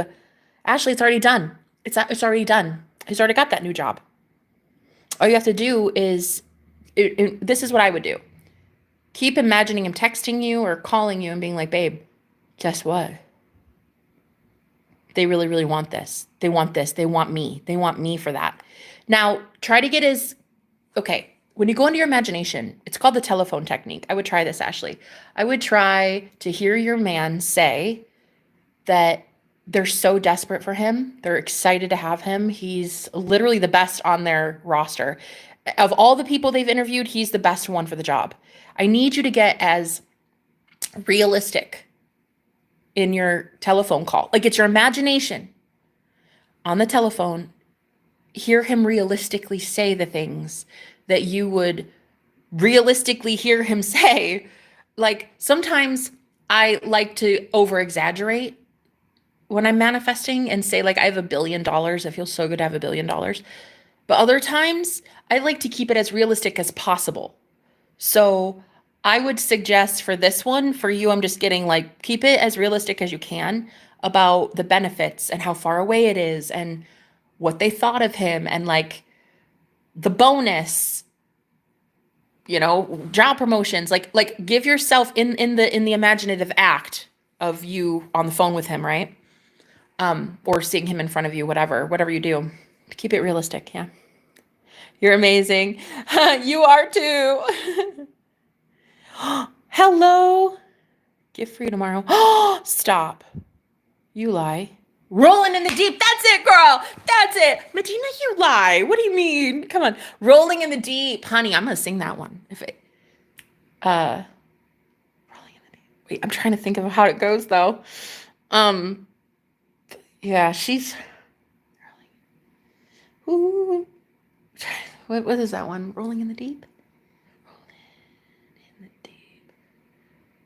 the deep. I can't remember. I would love to. You really can't go wrong with like at a karaoke bar, some Ace of Base, Adele, some Alanis. Let's see. Like a go-to karaoke song, I'm going to need a go-to. Because listen. Oh, I love you, Bridget. I fucking love you too, girl. I love you. Bridget, like, hey, so I went into my imagination and I meditated on you and I was in the visual. I saw you in my chat and I said, does Medina Paprika offend you? Because like if you want to be called a different Spice Girl, I'll give you a different Spice Girl level. Okay, we'll go Serrano, Poblano, jalapeno. We'll go high on the Scoville if that's what you want. Oh, I wish you would sing. Oh, you're so beautiful, babes. I fucking love you. You can't offend me, Jenna. Just be yourself. Okay, Medina Paprika then. I just love it. I don't know. I just love calling you Medina Paprika. Anyway, but it's no offense because like you're really spicy. You're like a spicy paprika, okay? You're like a paprika that creeps up on you. You're like a paprika that sneaks you. Yeah, I definitely did not mean to offend. I was like, does she think I think of her as vanilla and boring? That is not the case. I don't see you like that. And so I was hoping that I didn't offend you because I don't see you that way. I just love the name Medina Paprika. I don't know. I just love it. Thank you. No offense taken. Wow, that's a compliment. Yeah, because you are spicy. You're not like paprika. You're not like a typical paprika. You're like a smoked paprika.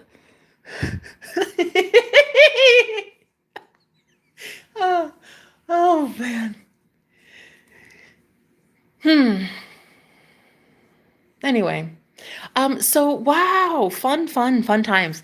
So guys, we're just gonna have fun. I mean, I don't understand what the problem is. I think more people should take the stick out of their ass and just go have fun.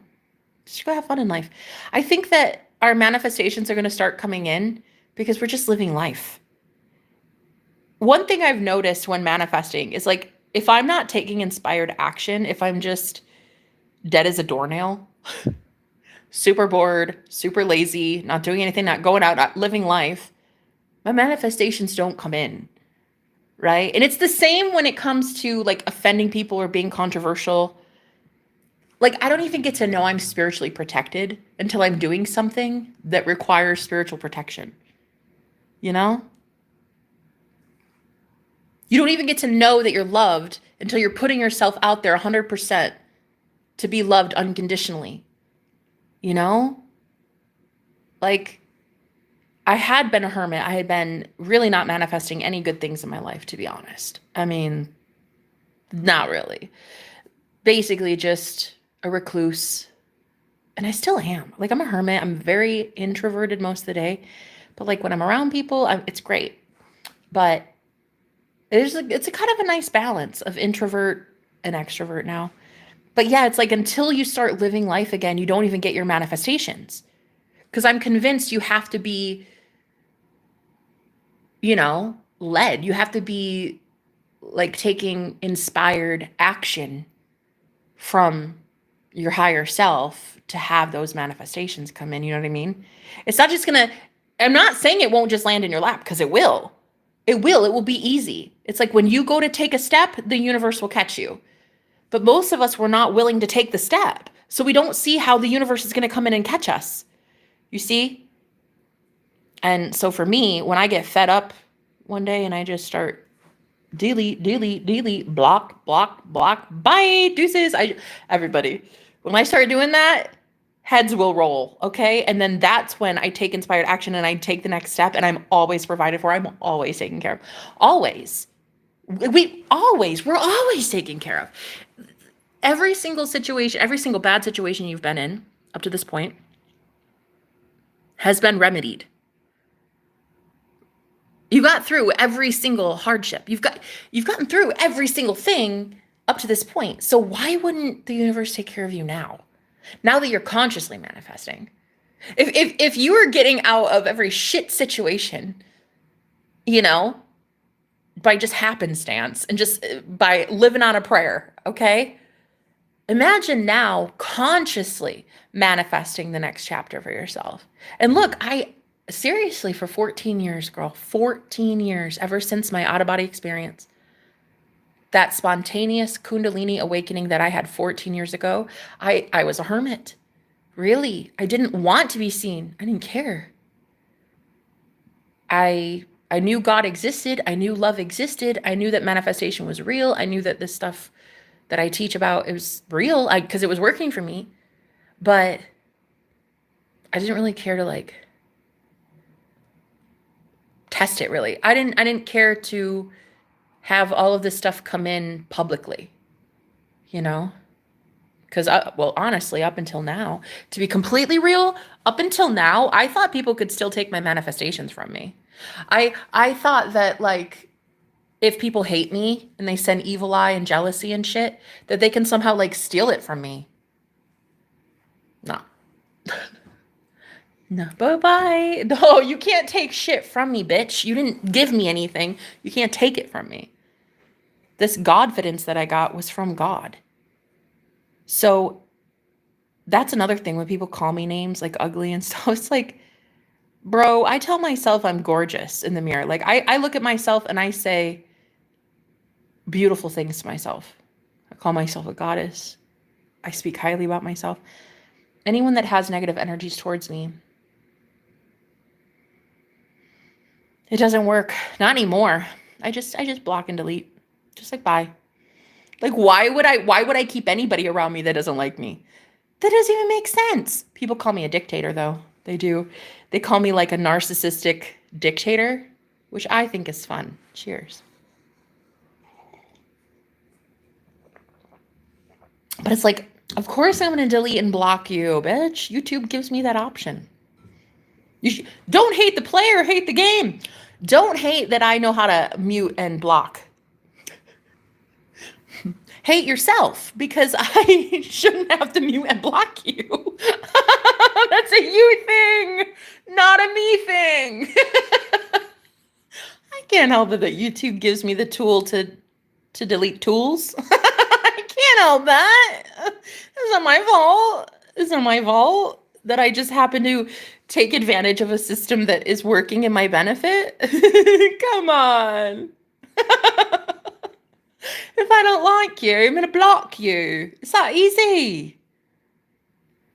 Why? Because I said so. Because YouTube allows me the opportunity. It's lovely. I can actually give people moderator status and they can block you too. It's so fun. I don't understand what the problem is. But some people really do legit call me like a dictator, and I'm like, okay, great. So any content creator with the ability to mute and block is a dictator. That's super fun. I don't care. Go somewhere. Not here. Go anywhere but here. Go to the blocked troll list. You should see the troll list that I have. It's thousands of people long. Go sit there, think about some things, pull your head out of your bunghole, and then come back and try it again. And if you do speak to me with love, I'll keep you here. If not, go fuck yourself. I'll send you right back to Trollville. Right back to Saturn's rings. Yeah?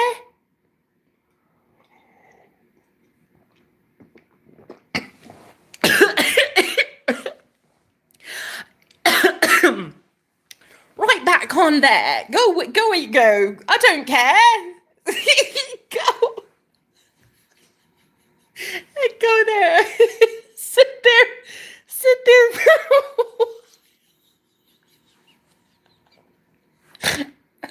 Sit there for eternity. I don't fucking care.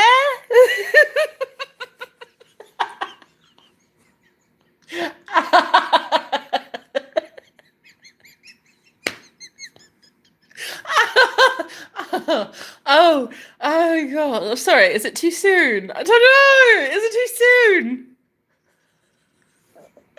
You got some salty trolls in here. Is it too soon?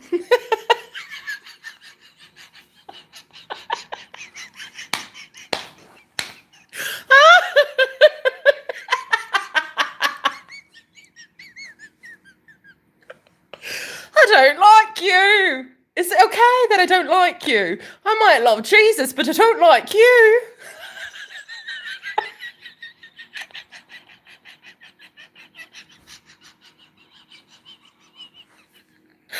Oh my gosh. It's the maniacal laugh. Did you hear it? It's the witch's laugh for me. It's the laugh that I have. It's given witch bitch.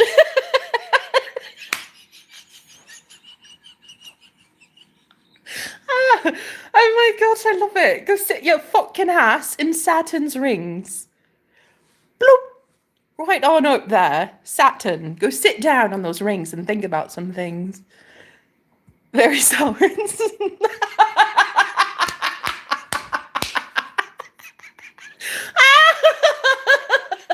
Yes. Oh my gosh, I love it. I fucking love it. It's like, look, the more controversial I am, the more I enjoy life. The more hate I receive, the better my glow. I love me some trolls, girl. I love me some trolls. It's so good for the skin. It's a natural exfoliant.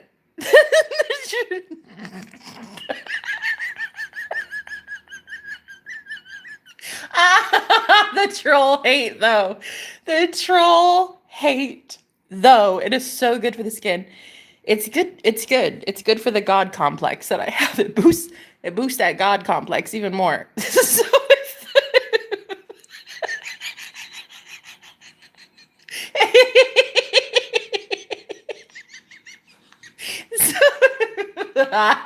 if I wasn't a narcissist before, I certainly am now. Thanks, trolls from Trollville. That's you thing. That's a you thing. But look, really, as a content creator, as a live streamer, I understand the importance of trolls. Trolls pay my bills, honey. Trolls help the YouTube algorithm, and in return, that pays my bills. So I understand. I understand all too well the importance of trolls. So I still block you, but I understand.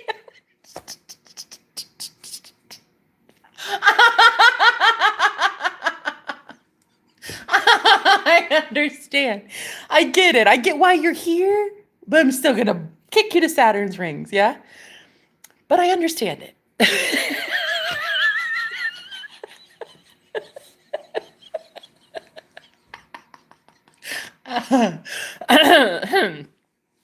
So anyway, there's that. Public service announcement to any trolls here. I love you.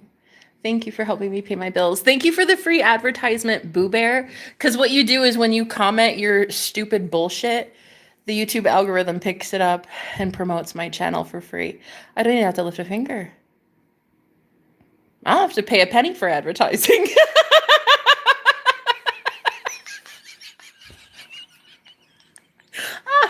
Woo! Lord, I don't have to pay anything. Trolls do it for me.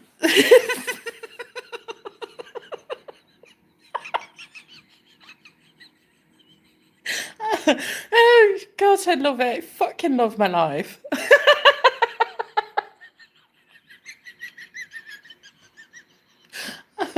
Oh. Oh, sorry. That I don't know where that came from.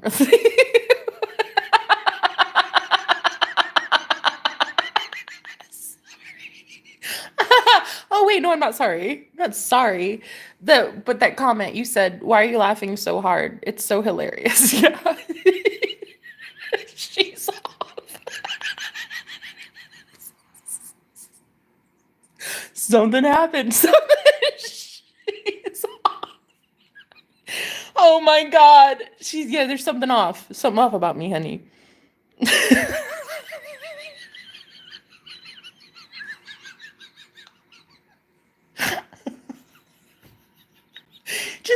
I think I'm happy. I'm so fucking happy. The first time in my life that trolls don't even get to me anymore. Like they used to, guys. Cause look, I was that ugly duckling my whole life. I got made fun of constantly. Like when I was a kid, I was always told, oh, just because I was plus size, like I'd never be loved.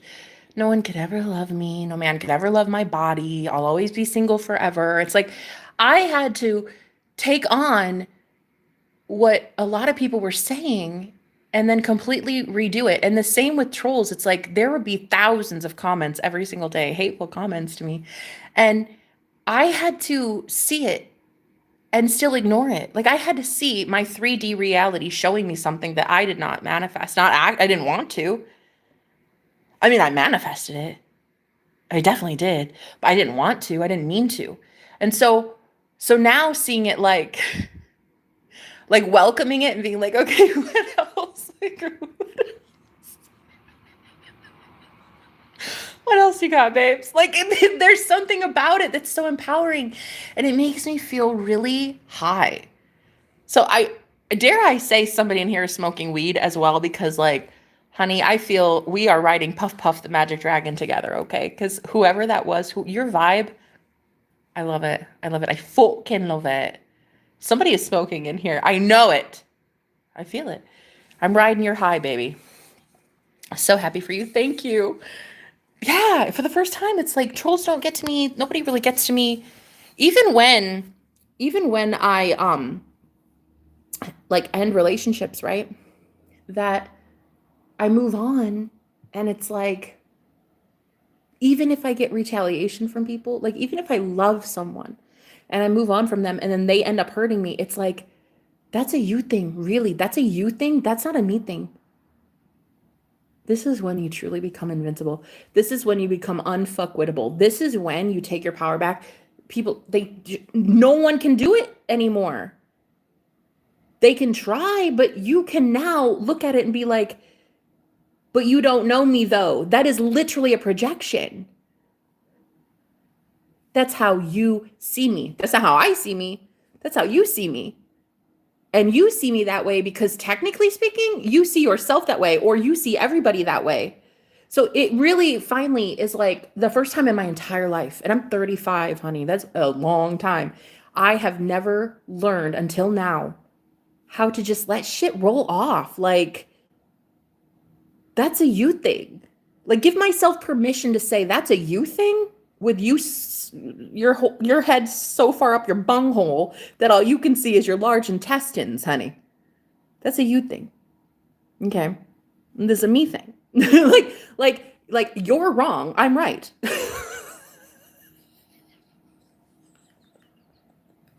I love it. You're wrong. I'm right. Like finally for the first time. And like really stand in that and know that who's going to tell you you're wrong? A million troll bots that hate your guts, a religion that hates your guts, your mom who hates your guts, like who? An ex-boyfriend who can't say who's going to tell you you're wrong? When you say that you're beautiful, when you say that you're rich, when you say that you're the luckiest person alive and you always land on your feet and people love you and want to be around you, and who's going to say you're wrong? You're God. You're God of your reality. So it's like, if God is for you, aka you, if you are for you, who can ever be against you? Even your best friend? If you break up with like your best friend and they start gossiping about you or slandering you or hurting you in some way, like even what they say doesn't matter. Even that's a moot point. Same if you get a divorce. Like, okay, so what? Your husband's out there telling everybody that you're a horrible person. It doesn't matter. What do you say? And to really just know that it's only what you say that matters. I've never been at this stage in my life ever. I've never had this before. It's the best feeling in the world. And especially as a YouTuber, like especially as a content creator and someone who is in the spiritual community, I wanted to be looked up to. I wanted to be respected, revered. I wanted to be a person of high caliber, high class, dignity. I wanted people to see me in a very high respectable light, right? So then I would freak out that people were projecting things onto me and others would see that.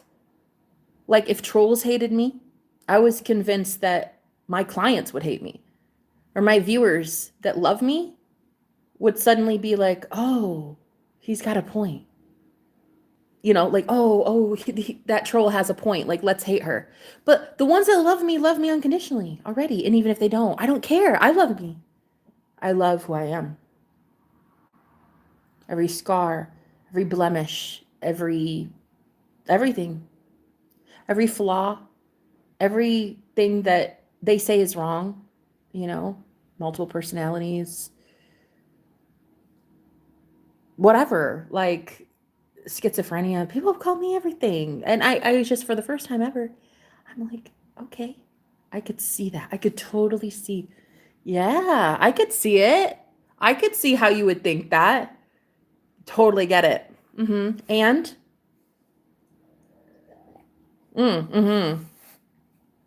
oh yeah, I could see how you think I was a devil. Oh, yeah, for sure. Because I get what I want all the time. Yeah. Because I always choose me all the time. Right. Oh yeah, I could see how you think I was a narcissist. Oh yeah, because my channel name is literally Jenna. It's literally all about me all the time. Yeah, I could see that. Right. Doesn't mean I am one, but I get it. I get why you think yeah, I totally get that. It's the same with like being a witch. Oh, because I'm spiritual and I always get what I want, so you think I'm a witch. Cool, I get that. Right. And same with like me dating around and like enjoying that there's a plethora of men that I get to. There's no ring on my finger. Like I get that you think I'm a harlot or a hussy or a loose. You could think whatever you want, but like that's a you thing. Oh, I get it. I get it. Oh yeah, I would understand. I can see it. I can see why you would think the way you think, but it doesn't matter. It doesn't bother me anymore. It's like, it's the first time that truly, truly free, liberated Jenna, like the free soul. And I think it's because I went through an ego death recently. When I met that guy 2 weeks ago, that shit took me over the edge, honey. I went through an ego death. Still am going through it, really. And so now it's like, I have something to share with the world, and it's liberation, it's freedom, it's fun, it's me, it's myself, it's my soul. not through an ego, but through just being me and beaming. Beaming. Yeah. And it's like, if you want to judge that, you can, that's fine. But if you judge me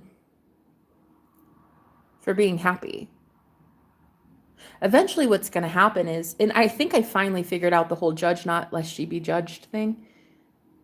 I think what it is people that judge me for being happy, they're about to be judged.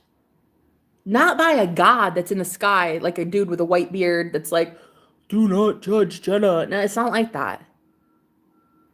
The one that's about to judge is going to be their friends and family, people in their circle. Because through the law of assumption, what we assume to be true is true. So also through the law of attraction, we don't really manifest what we want. We're manifesting what we are. And if people are judgmental and hating on happy people, then sorry, but you're literally manifesting people in your life that are also going to judge you harshly and not allow you to be happy. You see? So like anybody who is angry at my level of success, I feel bad for you, because you're going to want to go succeed soon. And every single person is going to come up against you in the same way you came up against me. I feel bad for you. I really kind of do. If my happiness offends you, stay the fuck offended. Like, go somewhere. The sad truth is, you're about to be judged, because judge not lest ye be judged. What does that mean? It really is not some invisible God judging you. It's your friends and family about to start judging you. It's you judging you. And I feel bad for you, because all you do is judge. Love doesn't judge. Love is the only thing that doesn't judge. I mean, look, hey, remember in the Bible when Mary Magdalene, right, the prostitute, she was brought to Jesus. All the men brought her right to Jesus, and they were like, oh, look at this whore here, yeah? Look at this, Jesus, huh? What are you gonna do with her? And Jesus, I looked around and said, Mary, who here is judging you, honey? And she looked around and she said, all my accusers have left. All the judges have left. Jesus, they're all gone. And he said, yeah, precisely. So go and sin no more. Meaning, you can't sin because there's no judge. There's no one judging you. True unconditional love is unconditional. There is no judge in love. There is no judgment. Love does not judge at all. So if you are judging my happiness, my level of success, how I'm happy just at rock bottom with seemingly nothing, it's not rock bottom and it's not seemingly nothing. I have everything. But if you can't understand my freedom and my joy in having less than you have, then that's a fucking you problem. You're going to have to go look at you, which is exactly the less not ye be judged thing. You're going to be judged. You're not attracting via the law of attraction what you want. You're attracting what you are. And if you're a judgmental prick, you deserve to be having a lot of judgmental people in your life. I'm sorry, but that is how it is. That's what I feel. Okay, that's it. If my happiness upsets you, stay upset, sweet cheeks. Hit the X button and click on subscribe. And if you're a former friend of mine and my happiness without you triggers you and sets you off, then you really need to ask yourself, why? Why is it possible that I can be this happy without you? Not thinking of you ever again. You know what I mean?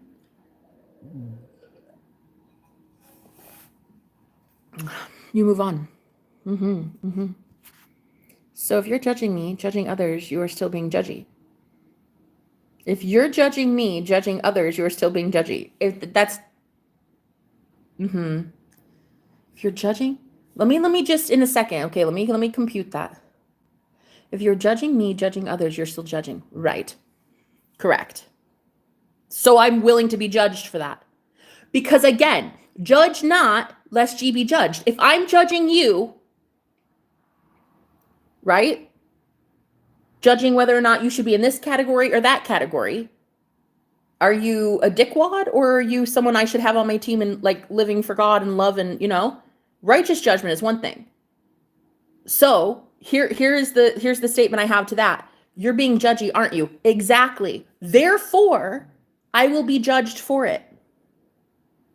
So it better be a righteous judgment, huh? It better be an accurate judgment. That's why I'm saying if a lot of people are angry at your level of success and level of happiness, but they're judging based on looks, or they're judging you based on like how you got there or whatever, that right there, make sure it's righteous judgment. That's all I'm going to say. Make sure it's fair. Make sure it's a fair assessment. So yes, if I judge you for judging others, I better make sure that it's a righteous judgment. Right? What is my opinion of you? What do I think you're doing in your life? That is, because look, this is the way I see it, guys. A lot of us mystics, healers, shamans, we already went through the dark night of the soul. That means that you already dealt with your shadow. You already judged you. You as God already judged thyself within. You already did that. You already were able to tell the evil part of you from the good part of you. You already kind of put yourself in check. So now externally, what's happening in the 3D, which is catching up to that, you are now seeing everybody come across this screen, this movie screen called your life. Every single person that's coming past, you're judging righteously. Good and evil. You're righteously judging good and evil right now, right? I'm talking about the ones that judge you for being happy or successful. Unfortunately, what they're going to do, because they don't understand what they are doing, they're judging.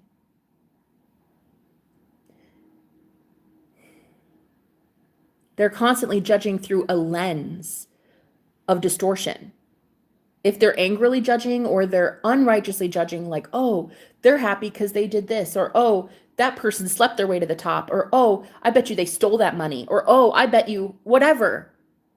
That unrighteous judgment, if it is wrong, if it is misplaced, they are going to attract a lot more people like that in their life that are going to do that to them. So it's like, judge not lest you be judged.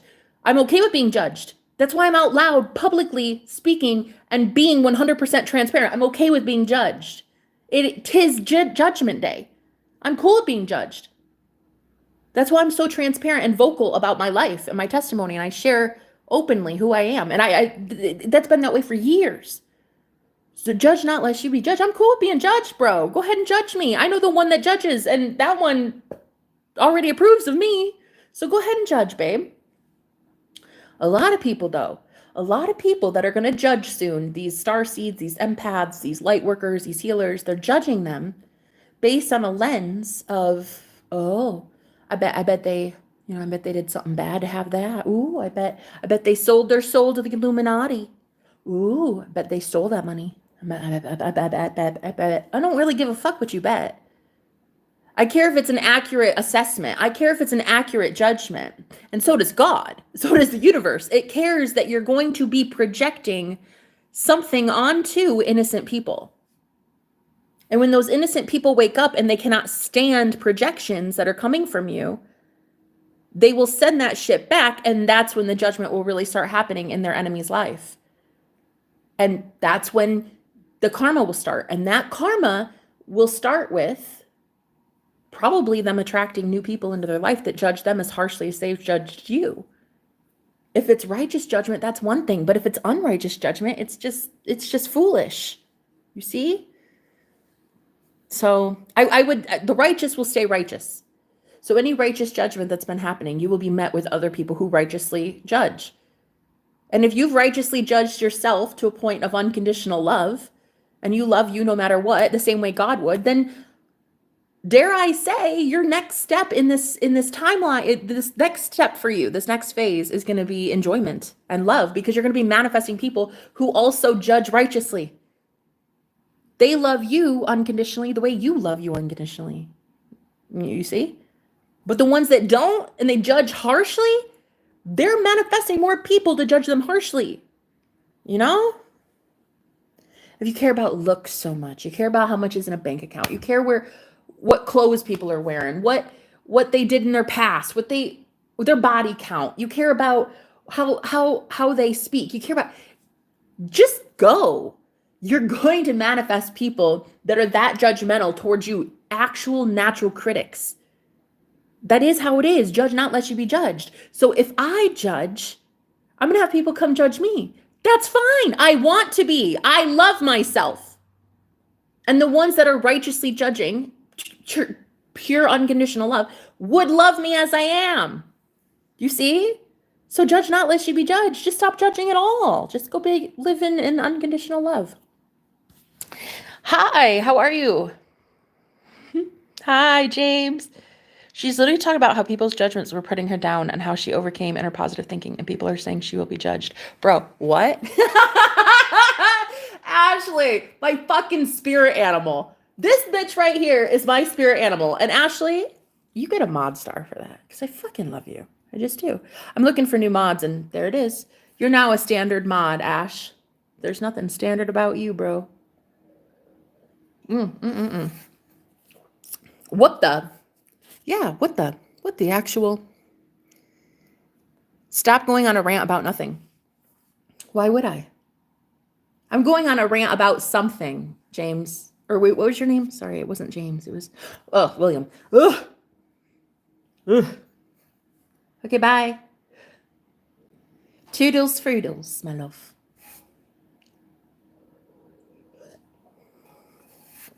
Thank you so. Hi, James. I love you, man. How you doing? How are you? How'd you guys find my channel? Bro, fucking stop. Honey, I will never stop anything. If I want to do something, I'm gonna fucking do it. Period. End of story. The end. I'm God of my reality. You're God of yours. You go ahead, whatever your name is. Go somewhere, Boo Bear. Go somewhere. Click X.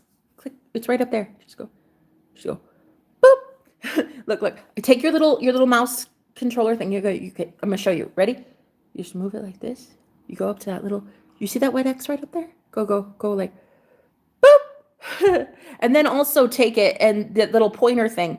And you go to the little bell icon, the unsubscribe, and you go, boop, boop, unsubscribe. Literally unsubscribe. It's that easy. I will never stop anything. The only thing I'll stop is entertaining you, Boo Bear. I was just scrolling. All right. Rare. I was just scrolling, came across you and decided to boop, subscribe. James, I fucking love you, bro. Thank you for being here. Anyway, what I would really like to suggest to all of you is to pull the stick out of your bunghole and unsubscribe if you don't like me. Don't ever fucking tell me to stop talking again. Ever. Girl, at rock bottom, they couldn't get me to stop talking.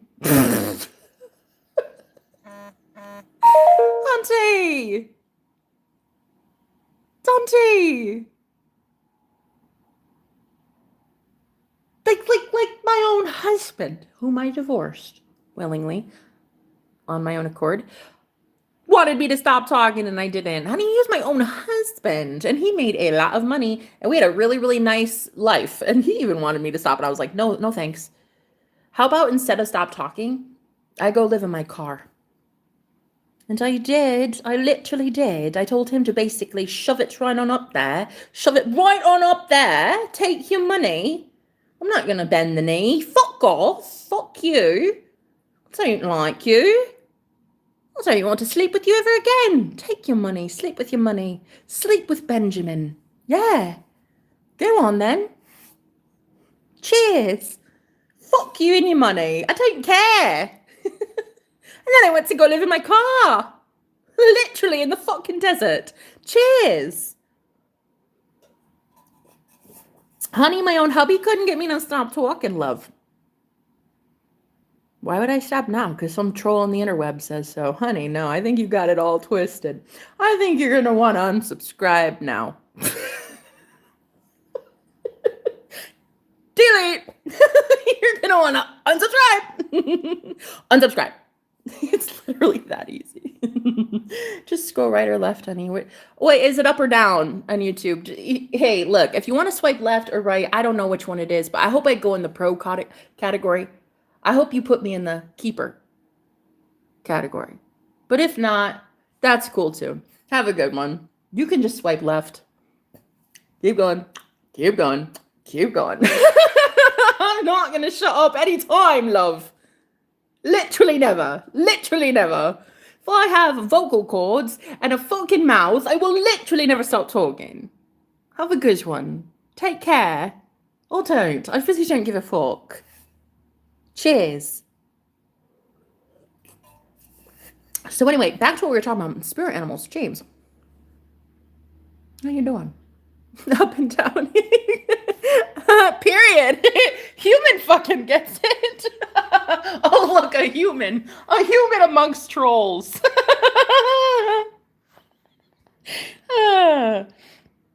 Darn you right. That's it. Hey, Lil J Freeman. You gotta love some free men around here, okay? You gotta love free people. I love the free birds, all right? I love the people who live by their own set of rules. Don't tell me to fucking shut up. Bitch, sit down. Go meditate for 5 minutes, pull the stick out of your bunghole, and then you can go talk as freely as I do. I'm going to talk about whatever I want on my teeny tiny little corner of the internet, honey. Listen, I have one thing in this life, and it is this live stream. And if I want to talk to my friends about dead people, I'll talk to my friends about dead people while sipping some coffee. Okay? I'll do what I damn well please. You're not going to tell me to shut up. You can tell me to shut up anytime. Where's that going to get you? Nowhere.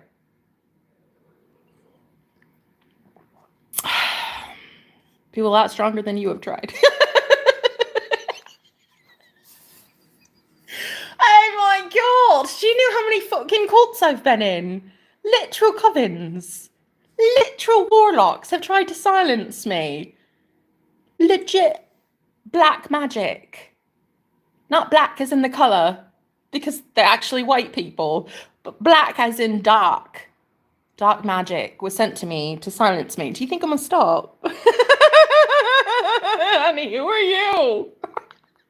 Whack-a-troll, I don't know you. I don't know you. Have a good one. Yeah. Human. Okay, you're kind of my favorite human right now, right? Which is saying a lot, because it's mostly trolls in my life right now. I'm on a diet of trolls and demons. Look, I eat that shit for breakfast. I eat demons for breakfast, honey. It's really high in nutrients. Yeah, so I just don't care.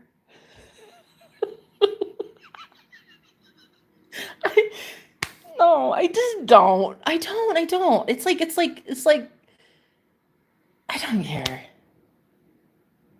Bro, I survived a fucking cult. No, 3 cults. Who's counting? I survived 3 cults. Okay? 1 religious, 1 spiritual, and 1 sex cult. Listen, you can't tell me shit, bro. You can't tell me shit. Who are you? Who are you? I had literal dark warlocks, bro, trying to silence me and kill me. Like, listen. Who are you? Never met you a day in my damn life, honey. I don't know you. I don't owe you shit. I don't owe you silence. You owe yourself some self-discipline about you, and you should just unsubscribe. You should love yourself enough that you don't want to be around people that you don't like. But because you lack that self-love, you want to sit here and torture yourself. That's a you thing, babe. That's not a me thing. You hate yourself. Instead of just leaving, you want to silence people like me. No, just go somewhere. Just leave. Love yourself enough to say, you know what? I don't like that Jenna girl. I'm going to unsubscribe to that bitch and leave. It really is that easy. Even you can do it.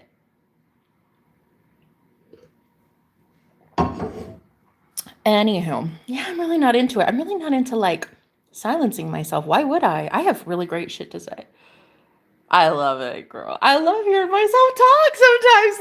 Listen, because this is what I like. I like hearing myself talk because that shit makes sense. That shit makes sense. When I speak it and I'm like, genius. Fucking genius. How long has that been up there? Genius. I legit see myself as a genius. Why would I shut up? Girl, at rock bottom when I had nothing, I wouldn't shut up. Why would I shut up now that I actually have something going for me? Not only that, but I actually know a deep truth that I want to share with the world. Like, why would I stop now? Exactly, I wouldn't. I literally would not. I will never stop. Thank you. Snap. I don't know you, and you're fucking fun. You're fucking fun. Are you the one smoking cannabis? Somebody in here is high as a kite, girl. I know it because as a psychic, I can pick up on those high vibes, queen. Don't lie to me.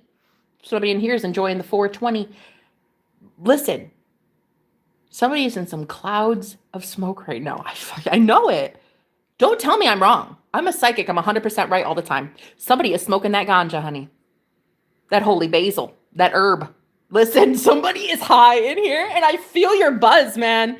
Please totally keep it up because like I can't afford weed right now. So this is like perfect. It's like I'm high, but I'm not high. I love you. Whoever is smoking the ganja, listen. Not me. Oh, okay. What's happening? None your business. Why? Why do we have to be so fun today? Hey, I love it. Just life talk. Yeah, exactly. What's happening? Oh, snow. That's so funny. Guys, guess what happened last night? There was a snowstorm last night. Came through all weird like. It was like rain, sleet. It was so windy that it even broke one of the windows in the Airbnb. It was really weird. It was just crazy. But now the sun's out and everything's melted, I think. It should be. It should be melting. Because that's normally what snow does. It melts. So, yeah, it won't last long. But it was a crazy snowstorm. It was very strange.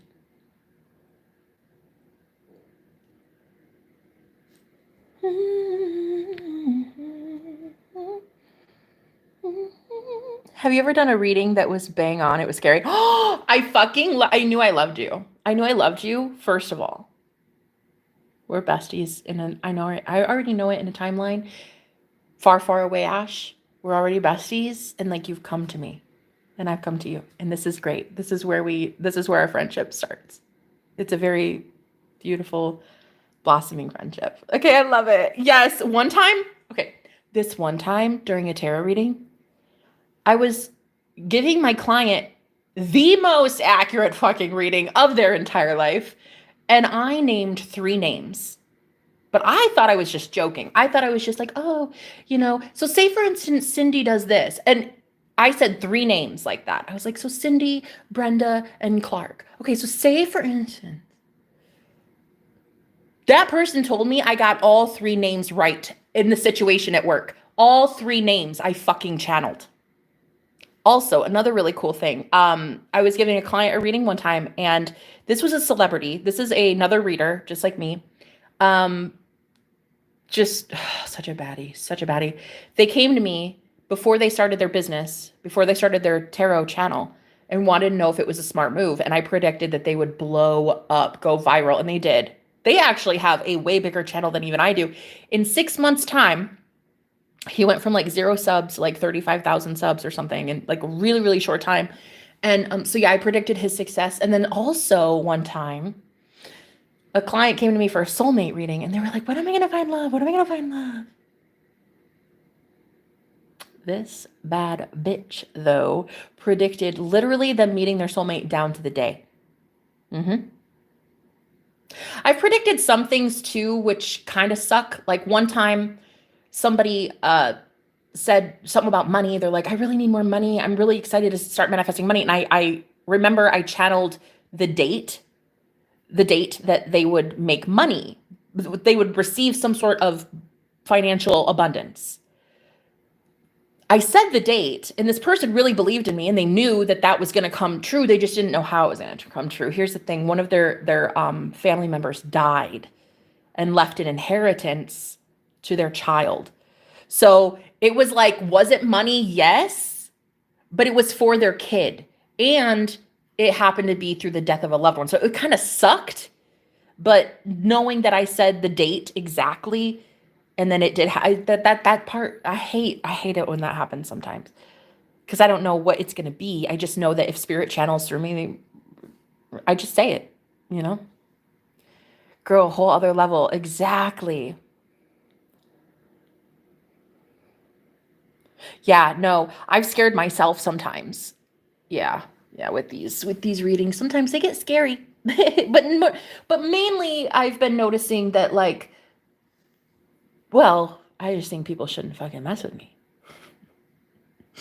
I think the real psychics instill fear in people, and I think that they should, because, like, don't fuck around with a high priestess.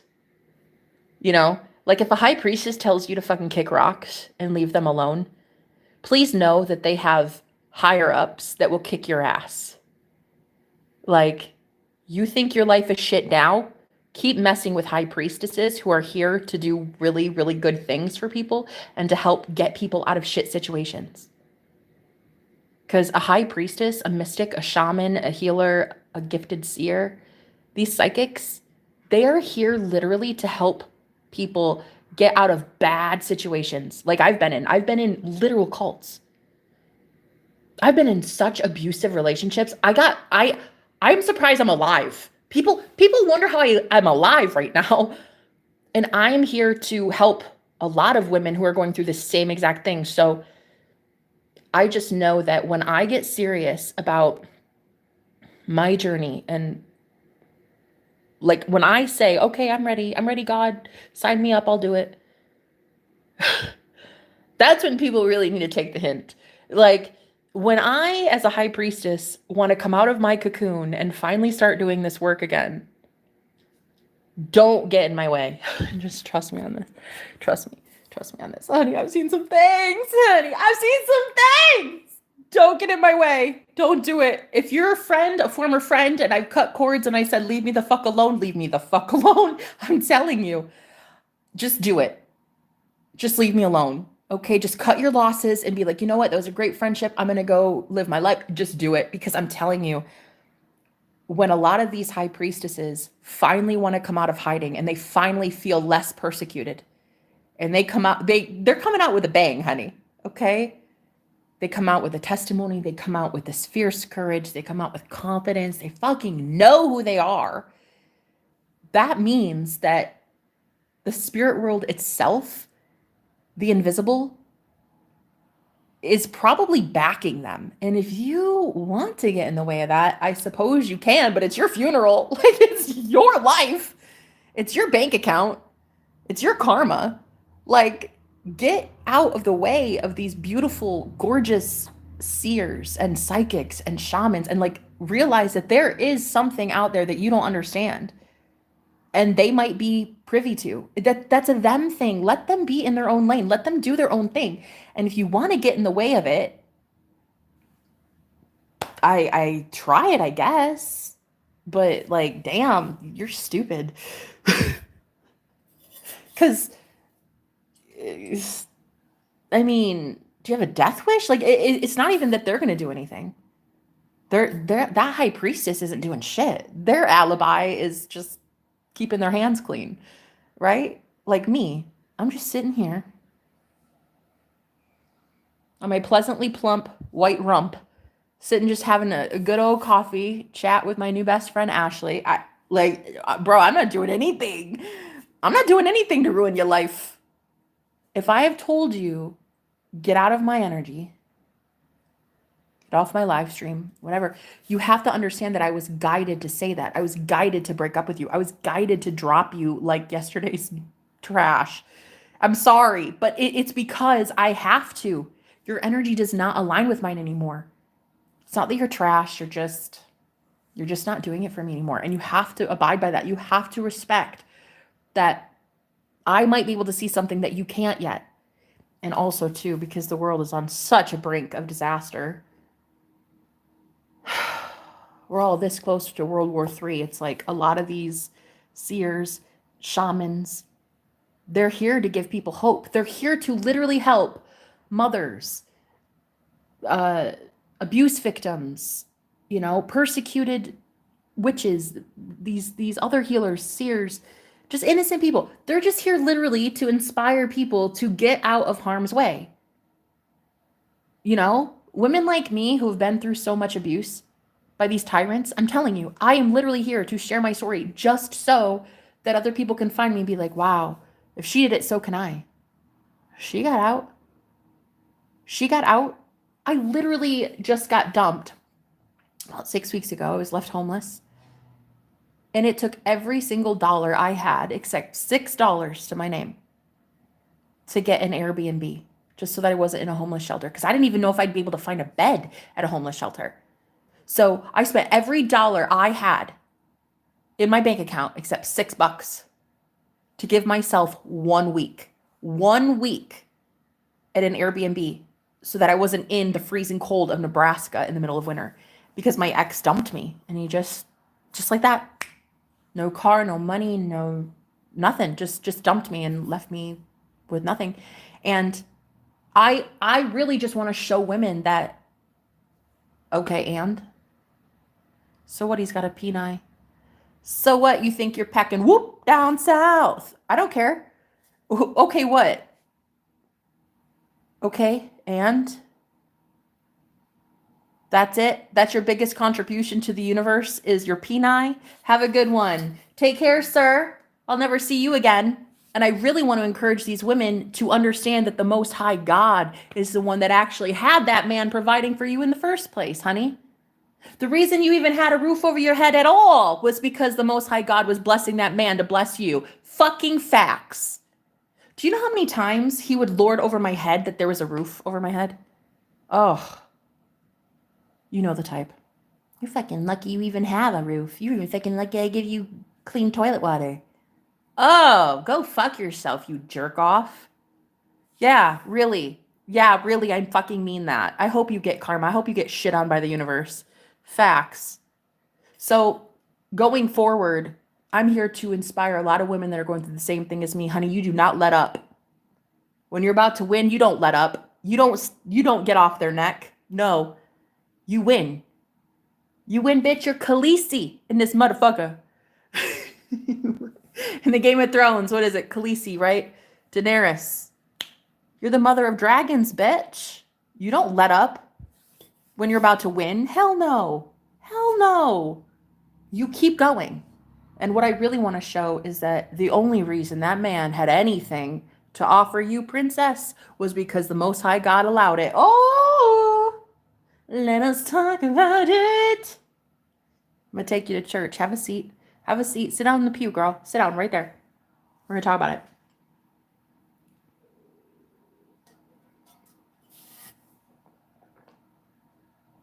I'm going to take you to church today.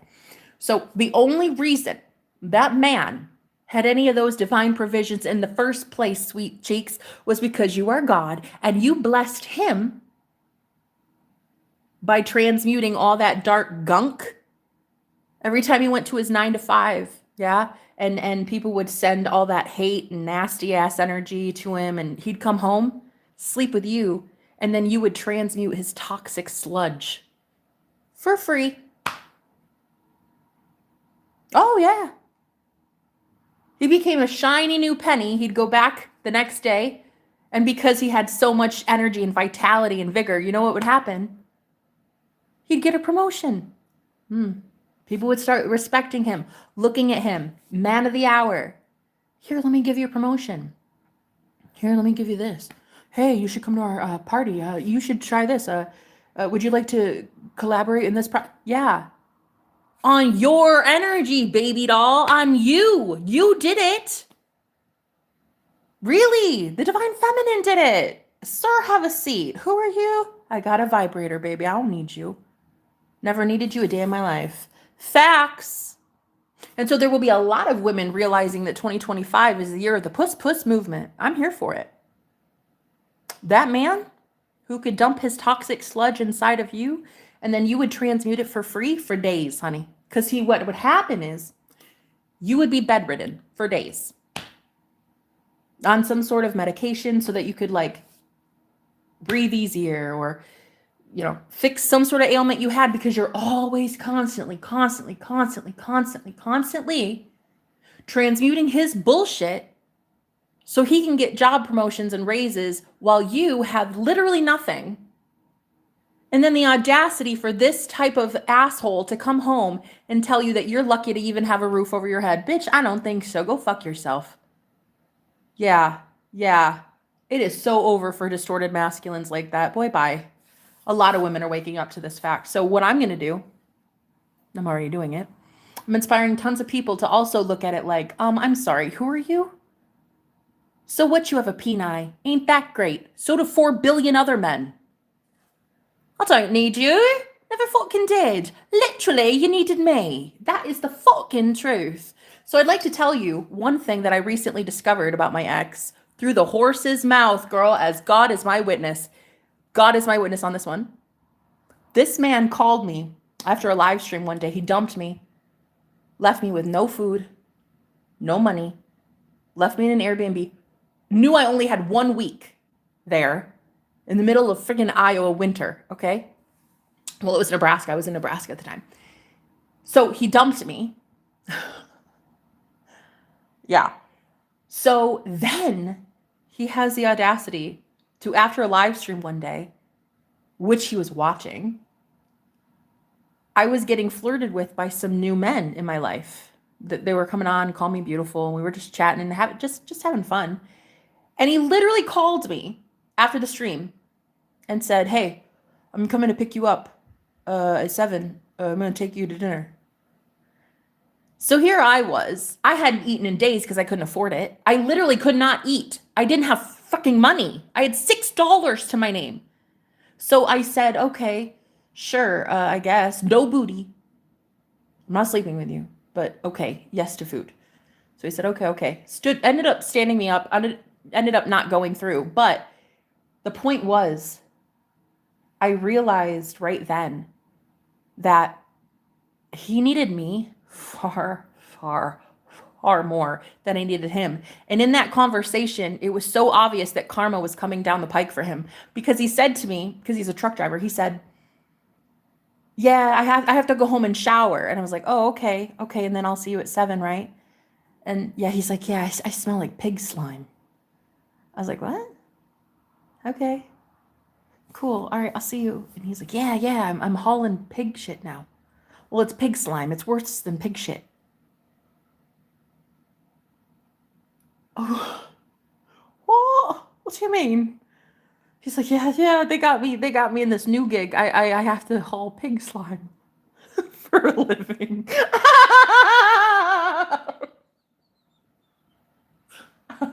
Anyway, he ended up standing me up. I didn't even get to go to dinner, right? And then I literally, like, one of the last text messages I ever texted that asshole was like, it was channeled from spirit. I knew it was, because I felt this boldness come through me that I'd never felt before with him. And I said, "Yo, just know that the fact that you even have a job slinging pig shit is literally grace and mercy from the universe. You're very welcome.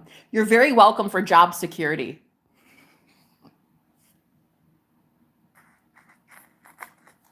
Facts. I could not believe it. It's fucking amazing. I love it, girl. I have seen some people go through karma for coming after me, honey. Oh, it just goes on and on. I have seen it. Oh, I have seen it. It's hilarious. If you really look closely and you ask for the divine to show you, girl, it is fucking funny. And it came right from his mouth, too. It wasn't a rumor. It wasn't through someone else.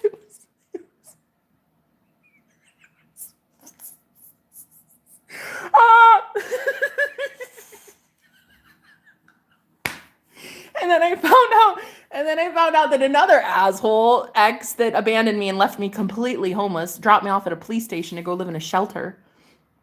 I found out that somebody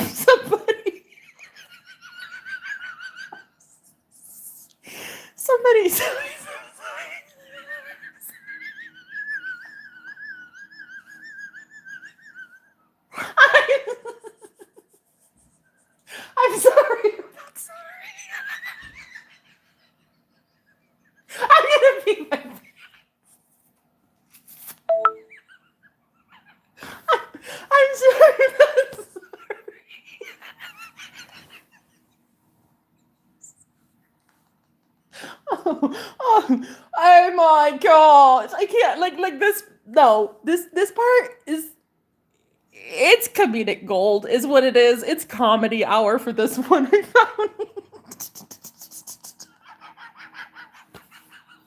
I found out.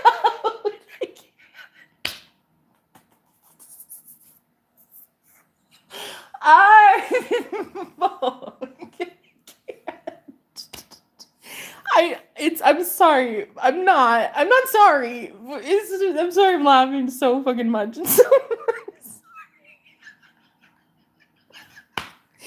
He so he cheated. We were together and then we weren't, and then next thing I know, he's with his ex, right? And anyway, she got him way caught up. She got him to do some, I guess, some tax thing that is not good, and turns out it's tax fraud. Somebody told me they're suing them for tax fraud. And I was like, what? No, shit, is that for real? I mean, I don't know if it's going through, but I knew that someone was about to sue them for tax fraud, and I'm like, oh, duh, right there. Like, that is karma, bro. That is karma if I've ever seen it. Like, I don't know anybody, I don't know the situation. I haven't talked to them. I've not been involved with that. So I don't know if it's going through, but I was like, bro, that is some, ugh. That right there, that's what you get. That's what you get. Like, ew. Yeah, that's what you get. Because he literally went back to a witch that had already ruined one relationship of mine. And it was the same woman. And she had slept with both of the men that I loved. So yeah, she ruined both relationships that I had. The same woman. Facts. True story. So she got him caught up in some sort of tax thing. I don't know, but I found out that they're being sued, or they're attempting to sue them for tax fraud.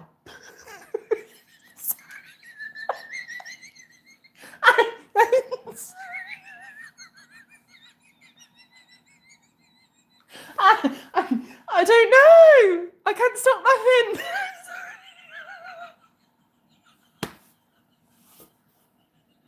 I don't mind it. I don't.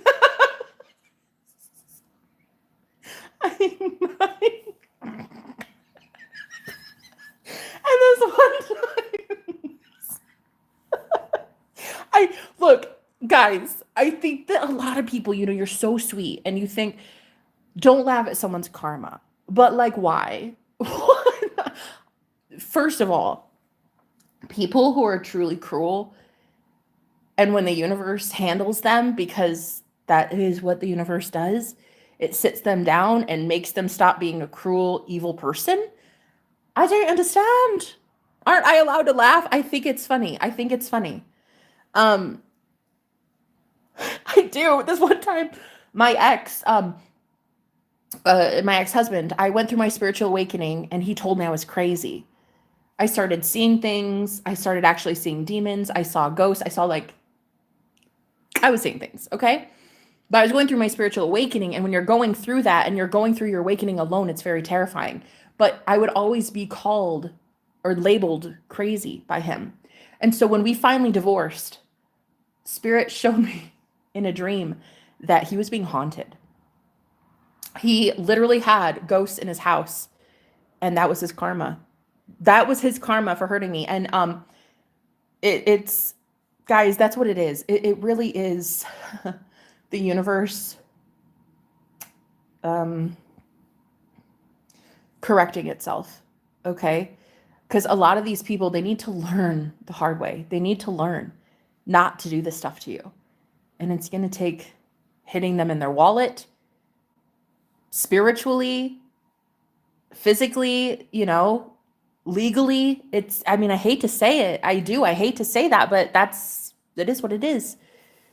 These people are hurting others, and until they learn to stop, they need to learn to stop.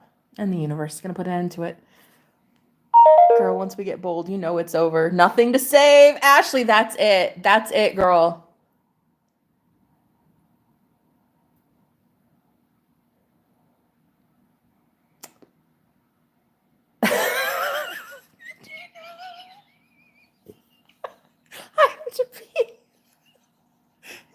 Medina Paprika. That girl said, Aren't we lucky?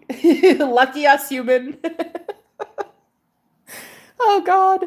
We went from horse and pig shit to cheating to tax fraud. Write that book, woman. I know, right? I know. It would be pretty fun. I already think I figured out the title of the book that I'm going to write. It's called Three Witches and a Warlock. Yep. I've already figured it out because when I lived in Nebraska with Augustine, there were three witches and a warlock all in the same house targeting me. They stole the knobs off the fucking stove. They took the oven, the air fryer thing. They took the everything, plates, dishes, cups, silverware. They took toilet paper. They poured my perfume and my shampoo, and they went after me. They stole my shit, broke my stuff. It was bad living in that place. And I was up Schitt's Creek without a paddle. I didn't have a car. My money was really funny. They were messing with me. Very much so. And a lot of empaths like me, well, they mess with you too. I would buy it. I'm back. Your boyfriend was haunted by you. She took the air fryer. Who are you, Truth? Do I know you? I know the truth. But are you the truth? Are you the truth?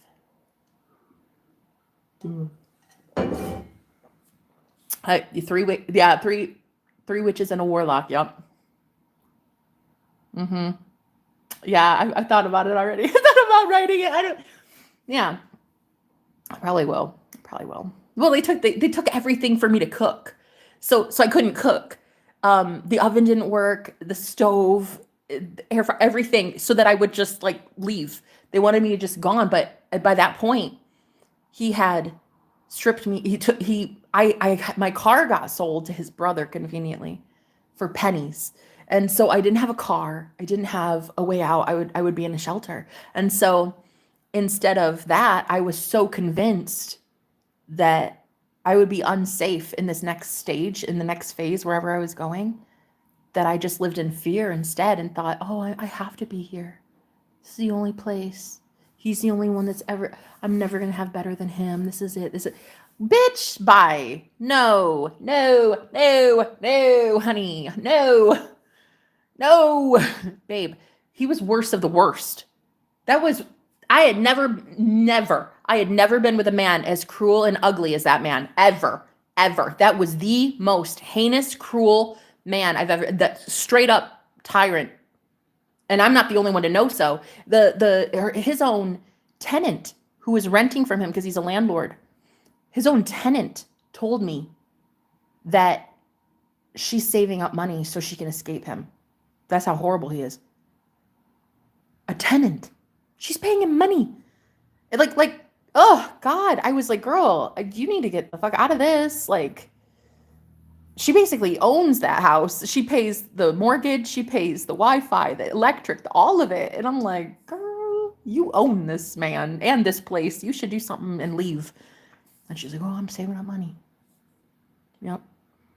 Dude's a fucking tyrant. A bully, a troll, a narcissistic prick. Oh yeah, he deserves anything coming down the pike. Oh, 100%. Oh, and I'm not sorry about it at all. I'll talk about it until I'm blue in the face. My situation will one day pay my bills. That book will pay my bills, girl. Trust me on that. So yeah, the karma's already started for him. Through the horse's mouth, he literally told me. He now hauls pig slime. His words. It's worse than pig shit, Jenna. It's pig slime. So yeah, no, that's already started. I didn't do it. His own guilty conscience did it. Shit, I didn't do anything. Scummy dude. I know. That's it too. Yeah. So anyway, I'm here because I know a lot of divine feminines are starting to rise up and they're wanting to escape situations like this. And honey, you're going to meet the real ones. You're going to meet the real divine masculine. You're going to meet a delicious daddy soon, honey. Just trust me on that. Trust me. I'm getting so many signs from spirit that like my divine counterpart is on the way. I think I've already met him. There's a man who already took me through an awakening. But if that's not him, that's cool. I'm going to let God do what God does. I'm going to let my higher infinite wisdom, do it. I I don't, figure it out. The one that's meant for me is meant for me. And you can't miss out on what's meant for you. So that's the way I see it. I can't miss out on what's meant for me. If I go into my imagination enough times and I see that right here, like I see him right here. Whew, Boss Daddy, right here, right next to me. Right here.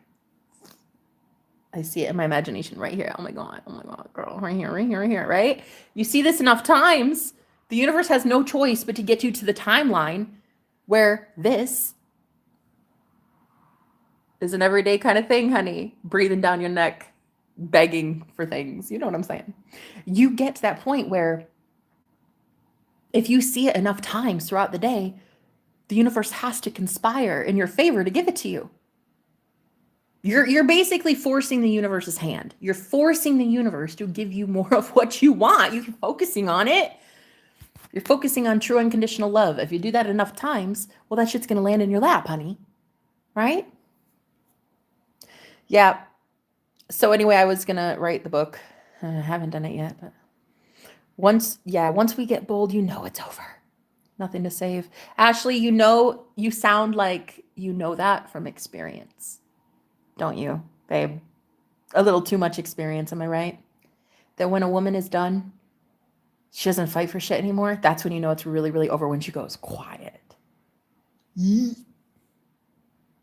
doesn't reach out. She doesn't call you. She doesn't text you. She doesn't ask about the dates. She doesn't ask how your day was. You come home from work and she just like stays in a totally different area of the house. Like, ooh, honey, it's over. It's so over. And if it was a divine feminine, which chances are, then so are your blessings. If you could not treat the goddess with respect, the goddess within that woman who is allowing your life to be anything less than a shit show, I'll tell you right now, you're going to be missing out on all those blessings going forward, because definitely they needed you, not the other way around, ladies. 100%. And all I want to do every day is prove that to you. I want to just show you that the divine feminine is such an integral part of society, but you're just cast away because people overlook you. People think that the blessings that you carry, the energy that you carry, it's not really important because it's not as loud as the divine masculine. It's more quiet. It's a blessing that is more of a silent blessing, But when somebody gives to the goddess energy within you, when someone gives to that beautiful divine feminine energy, they are blessed. The sad thing is, a lot of these men, they don't give to you anymore. They haven't been. They've been taking, but never giving, even in marriage, even in union, even living in the same house, taking from you, but not giving back. And so just know that they needed you far more than you needed them. Okay. Trust me on that. When you're empowered and you start to call back your power and you boot them out of your energy, they don't get to have a walking Tylenol anymore. They don't get to have that energy transmutation. They don't get to have that for free anymore. Now you're behind a paywall. Now, if they want access to you, they know where to find you. They can book with you. They can buy your book. So yeah, overall, I've witnessed so many men taking advantage of what I can do as a healer and not giving back. In fact, not only not giving back, but then saying stupid shit like, you're lucky you even have a roof over your head. You're lucky that I even allow you to stay here. Boy, bye. Can't wait for the universe to just tell that guy the same thing. You're lucky I even allow you to have a job. You're lucky that slinging pig shit is a very lucrative, high-paying, in-demand job. You're lucky. You're lucky that you have one. Because honestly, there are good men out there who don't have jobs and deserve them. These bad people, these straight-up spiritual criminals, you don't deserve shit. You don't deserve shit. If it were up to me, you wouldn't have any of that provision. You wouldn't have any of that if it were up to me, but thankfully for you, it's not up to me. Isn't that, you're so lucky. It's not up to me. It's up to the Most High God. And I'll tell you right now, I'm going to let the universe handle that shit. Pun unintended. I'm going to let the universe sort it out. Slinging pig poop for a living. I love it. I love that's so fun. I don't understand why I can't laugh. That's funny. I believe that karma is a byproduct of a very fair and just universe. And I love justice, honey. I love me some justice. I love me some criminals that are really actually menaces to society. I love me some criminals in jail. I don't mind it. That's why we have prisons. That's why we have a justice system. And if the justice system here in the physical 3D world isn't doing the job, well, I know a higher spiritual court that will certainly make sure of it. One above our judicial system. Yeah. Oh, one that goes far above that. Yeah. The real ultimate judge. I know that one. So I don't see what everybody's on about. Like, you shouldn't laugh at somebody's karma. Why? I have a sense of humor. God has a sense of humor. Why wouldn't I laugh? I'm paying attention. You should laugh at karma, though. Says somebody probably getting shit on by karma. Think about it. I laugh at karma because I think it's hilarious. I think the universe is hilarious. I don't understand. I don't understand. I'm not a bad person.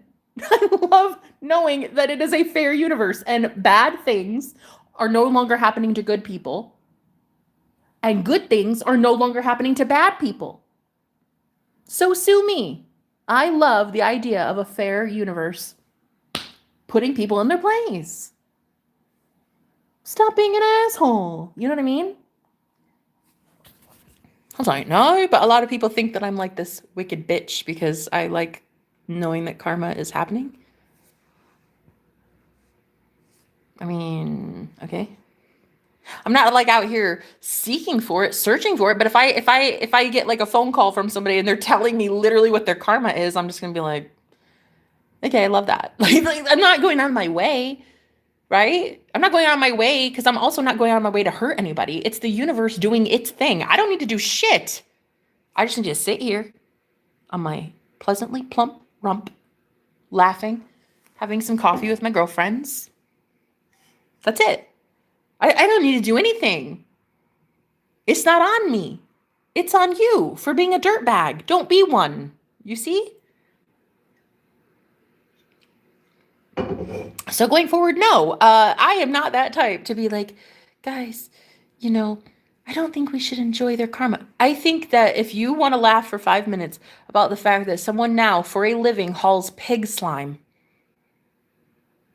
that's great. I so approve this message. I so approve that for you. I would never laugh at somebody's like physical pain or nothing like that. Hauling pig poop? That shit's hilarious. So I don't care. I think it's fun. Also, too, my ex-husband being haunted by ghosts, like fucking karma. For calling me crazy for being a psychic medium and being able to see spirit. His literal karma was that his house was haunted. Yeah, no, that's fun. What? I'm not a bad guy. I'm not bad. I think that's funny. That's funny. I mean, the universe has a sense of humor. I think that shit's fun. I don't know. I'm not that bad of a person.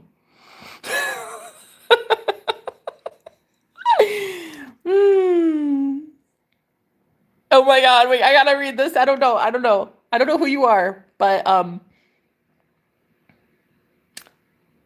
don't know, but I kind of like the name. I love it. I think I do. What does it say? Mimi just got out of jail and ignoring me called his ex. It is hilarious. I don't know what that means exactly.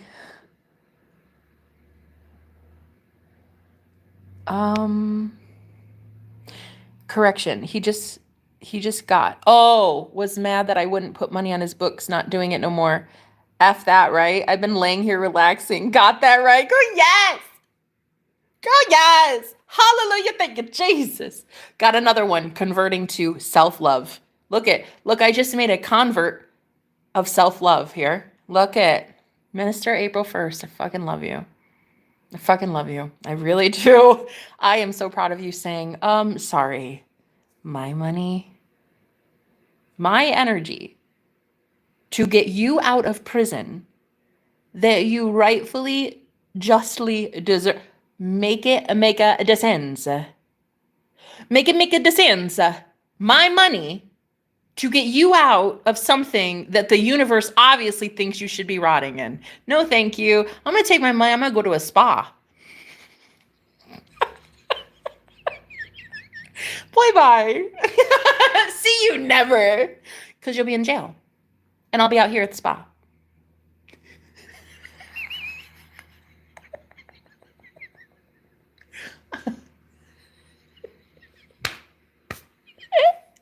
I fucking love you.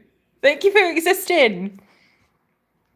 My fiance got out of jail. Always did everything for him. Always. Love you. Fucking love you. No more money controlling. He has money. Amen. Girl. Thank you. Thank you. Thank you for being proof positive that somehow, some way, I have figured out my life. I have figured out my life choices, honey. Because to manifest somebody like you, a fucking baddie. You and Ashley. And Medina.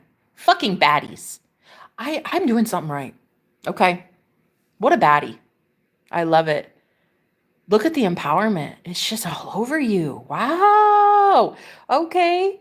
Rot in jail, sir. Cheers. She's not spending her money on you. Listen, you know how many times I have seen it? Proof positive. Girl, when you bail someone out like that, honey, the universe will dry up your finances. Let me tell you, that's how it works. It's almost like your higher self is done trusting you. If your divine inheritance, your money, okay, the shit that the ancestors wants to give you, honey, and you go hand it over to a slick dick like that who should be in prison, listen, shit will dry up so fast. And I already know because I met this guy in August and then it's what, February, March. I'd had all that time without really stable clientele, without money coming in effortlessly like it had been until then. And I was just like, what is actually happening? I don't get it. It dries up, babe. It does. When you're around the wrong energy, it's like your higher self doesn't trust you with the money anymore. I've come to learn that my higher self was like, bitch, that is the wrong one and you know it. And I'm not giving you a damn dime so that you can go give to that asshole. Paying his bills, paying his mortgage, helping him with all of the car payment, all that, just so he can tell you that you're lucky you even have a roof over your head. Oh, hell no. Oh, hell no. Go fuck yourself. The only reason you even have money is because of God's provisions. The only reason you even have a job, buddy, is because the Most High God has a little bit of mercy on you. And when that shit runs dry, that runs dry and that's it. There goes your gig. Bye. I don't care. And it's like, listen, if some guy, like they have like this power trip, like, oh yeah, you'd be nothing without me. I'm sorry.